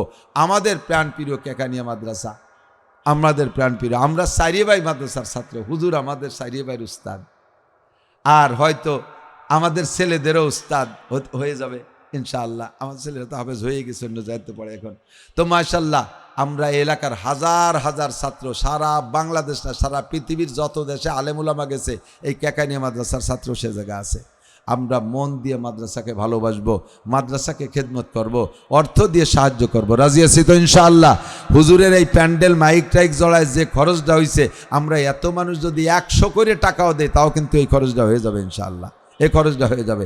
এটুকু আমরা দিতে পারবো না ইনশাআল্লাহ? উঠবেন না, 2 মিনিট মাত্র 2টা মিনিট সময় দেন। ছাত্ররা একটু ভিতরে যাবে, একেবারে নগদ হাত কালেকশনে ছাত্ররা একটু ভিতরে যাবে। ছাত্ররা কই? আসো ছাত্ররা, আসো, নেমে পড়ো, যাও ছাত্ররা। কেউ উঠবে না, যে উঠবে বুঝবো যে মাদ্রাসার বিপক্ষের, আমি তারে সবাইরে চিনিয়ে দেবো যে এই যে একটা শত্রু যায়, ডাইয়ে দেখাই দেবো। একটু কালেকশন হবে প্রত্যেকের পকেটে 100, 200, 500, 10, 20, 50 নগদ এইটা দেবো। আমাদের প্রাণপ্রিয় কেকানিয়া মাদ্রাসা, প্রাণপ্রিয় কেকানিয়া মাদ্রাসা। আরে সুলতান শাহী গোড়াজাড় মাদ্রাসায় কেকানিয়া মাদ্রাসার শাখা। একসময় 2টা মাদ্রাসা মিলে একটা ছিল, এইটা ছিল হেফজখানা, ওইটা ছিল জামাতখানা। পরে কেকানি তালা সবাই সম্মিলিতভাবে আমাদেরকে হেফজখানা করার অনুমতি দিয়েছে, তাই আমরা করছি। বাকি আমাদের মূল মাদ্রাসা এইটা, মুরব্বী মাদ্রাসা এইটা, এ কথা জীবনেও অস্বীকার করতে পারবো না। এই মাদ্রাসার কোনো কম হয়ে গেলে এটা আমার খুব কষ্ট পায়, খুব কষ্ট পাই। মাদ্রাসার ছাত্র না দেখলে আমার খারাপ লাগে, মাদ্রাসার ভিতরে কোনো কম হয়ে গেলে আমার খুব কষ্ট হয়। ভিতরে ঢুকে পড়েন, জামার কোরস নিয়ে গেলি ভালো হইতে। এই যে যাচ্ছে ভিতরে, সবাই একটু হাত দেন, একটু হাত দেন বিসমিল্লাহ কইয়া। আমরা এই প্যান্ডেল খরচটা কমপক্ষে যেন মাঠের থেকে হয়ে যায়, এইভাবে একটু হাত বড় করে দেন। 500, 1000, 2000 টাকা, 100, 200 টাকা, 50 টাকা, কমপক্ষে 50 টাকা। আর যার কাছে না আছে, কম আছে, যা আছে তাই দিয়ে দেবেন। কমপক্ষে আমরা এই প্যান্ডেল খরচটা দিয়ে দেই। এই প্যান্ডেল করতে যথেষ্ট খরচ, 35-40 হাজার টাকার নিচে প্যান্ডেল হয় না, এটা আমরা করে জানি। আল্লাহ পাক তৌফিক দান করুন। পরবর্তীতে খুব উল্লেখযোগ্য বক্তা আছে ঢাকা থেকে আগত, ভালো ভালো আলেম ওলামা আছে ইনশাআল্লাহ। রাতের এতটুক তো আমাদের ঘুমও আসে নাই, ক্ষুধাও লাগে নাই। ইনশাআল্লাহ আমরা শেষ পর্যন্ত বয়ান শুনে জামাতে নামাজ পড়বো, তারপরে বয়ান হবে, এরপরে আমরা আখেরি দোয়া করে যাব ইনশাআল্লাহ। সুবহানাল্লাহি বিহামদিহি, সুবহানাল্লাহিল আযীম, সুবহানাল্লাহ।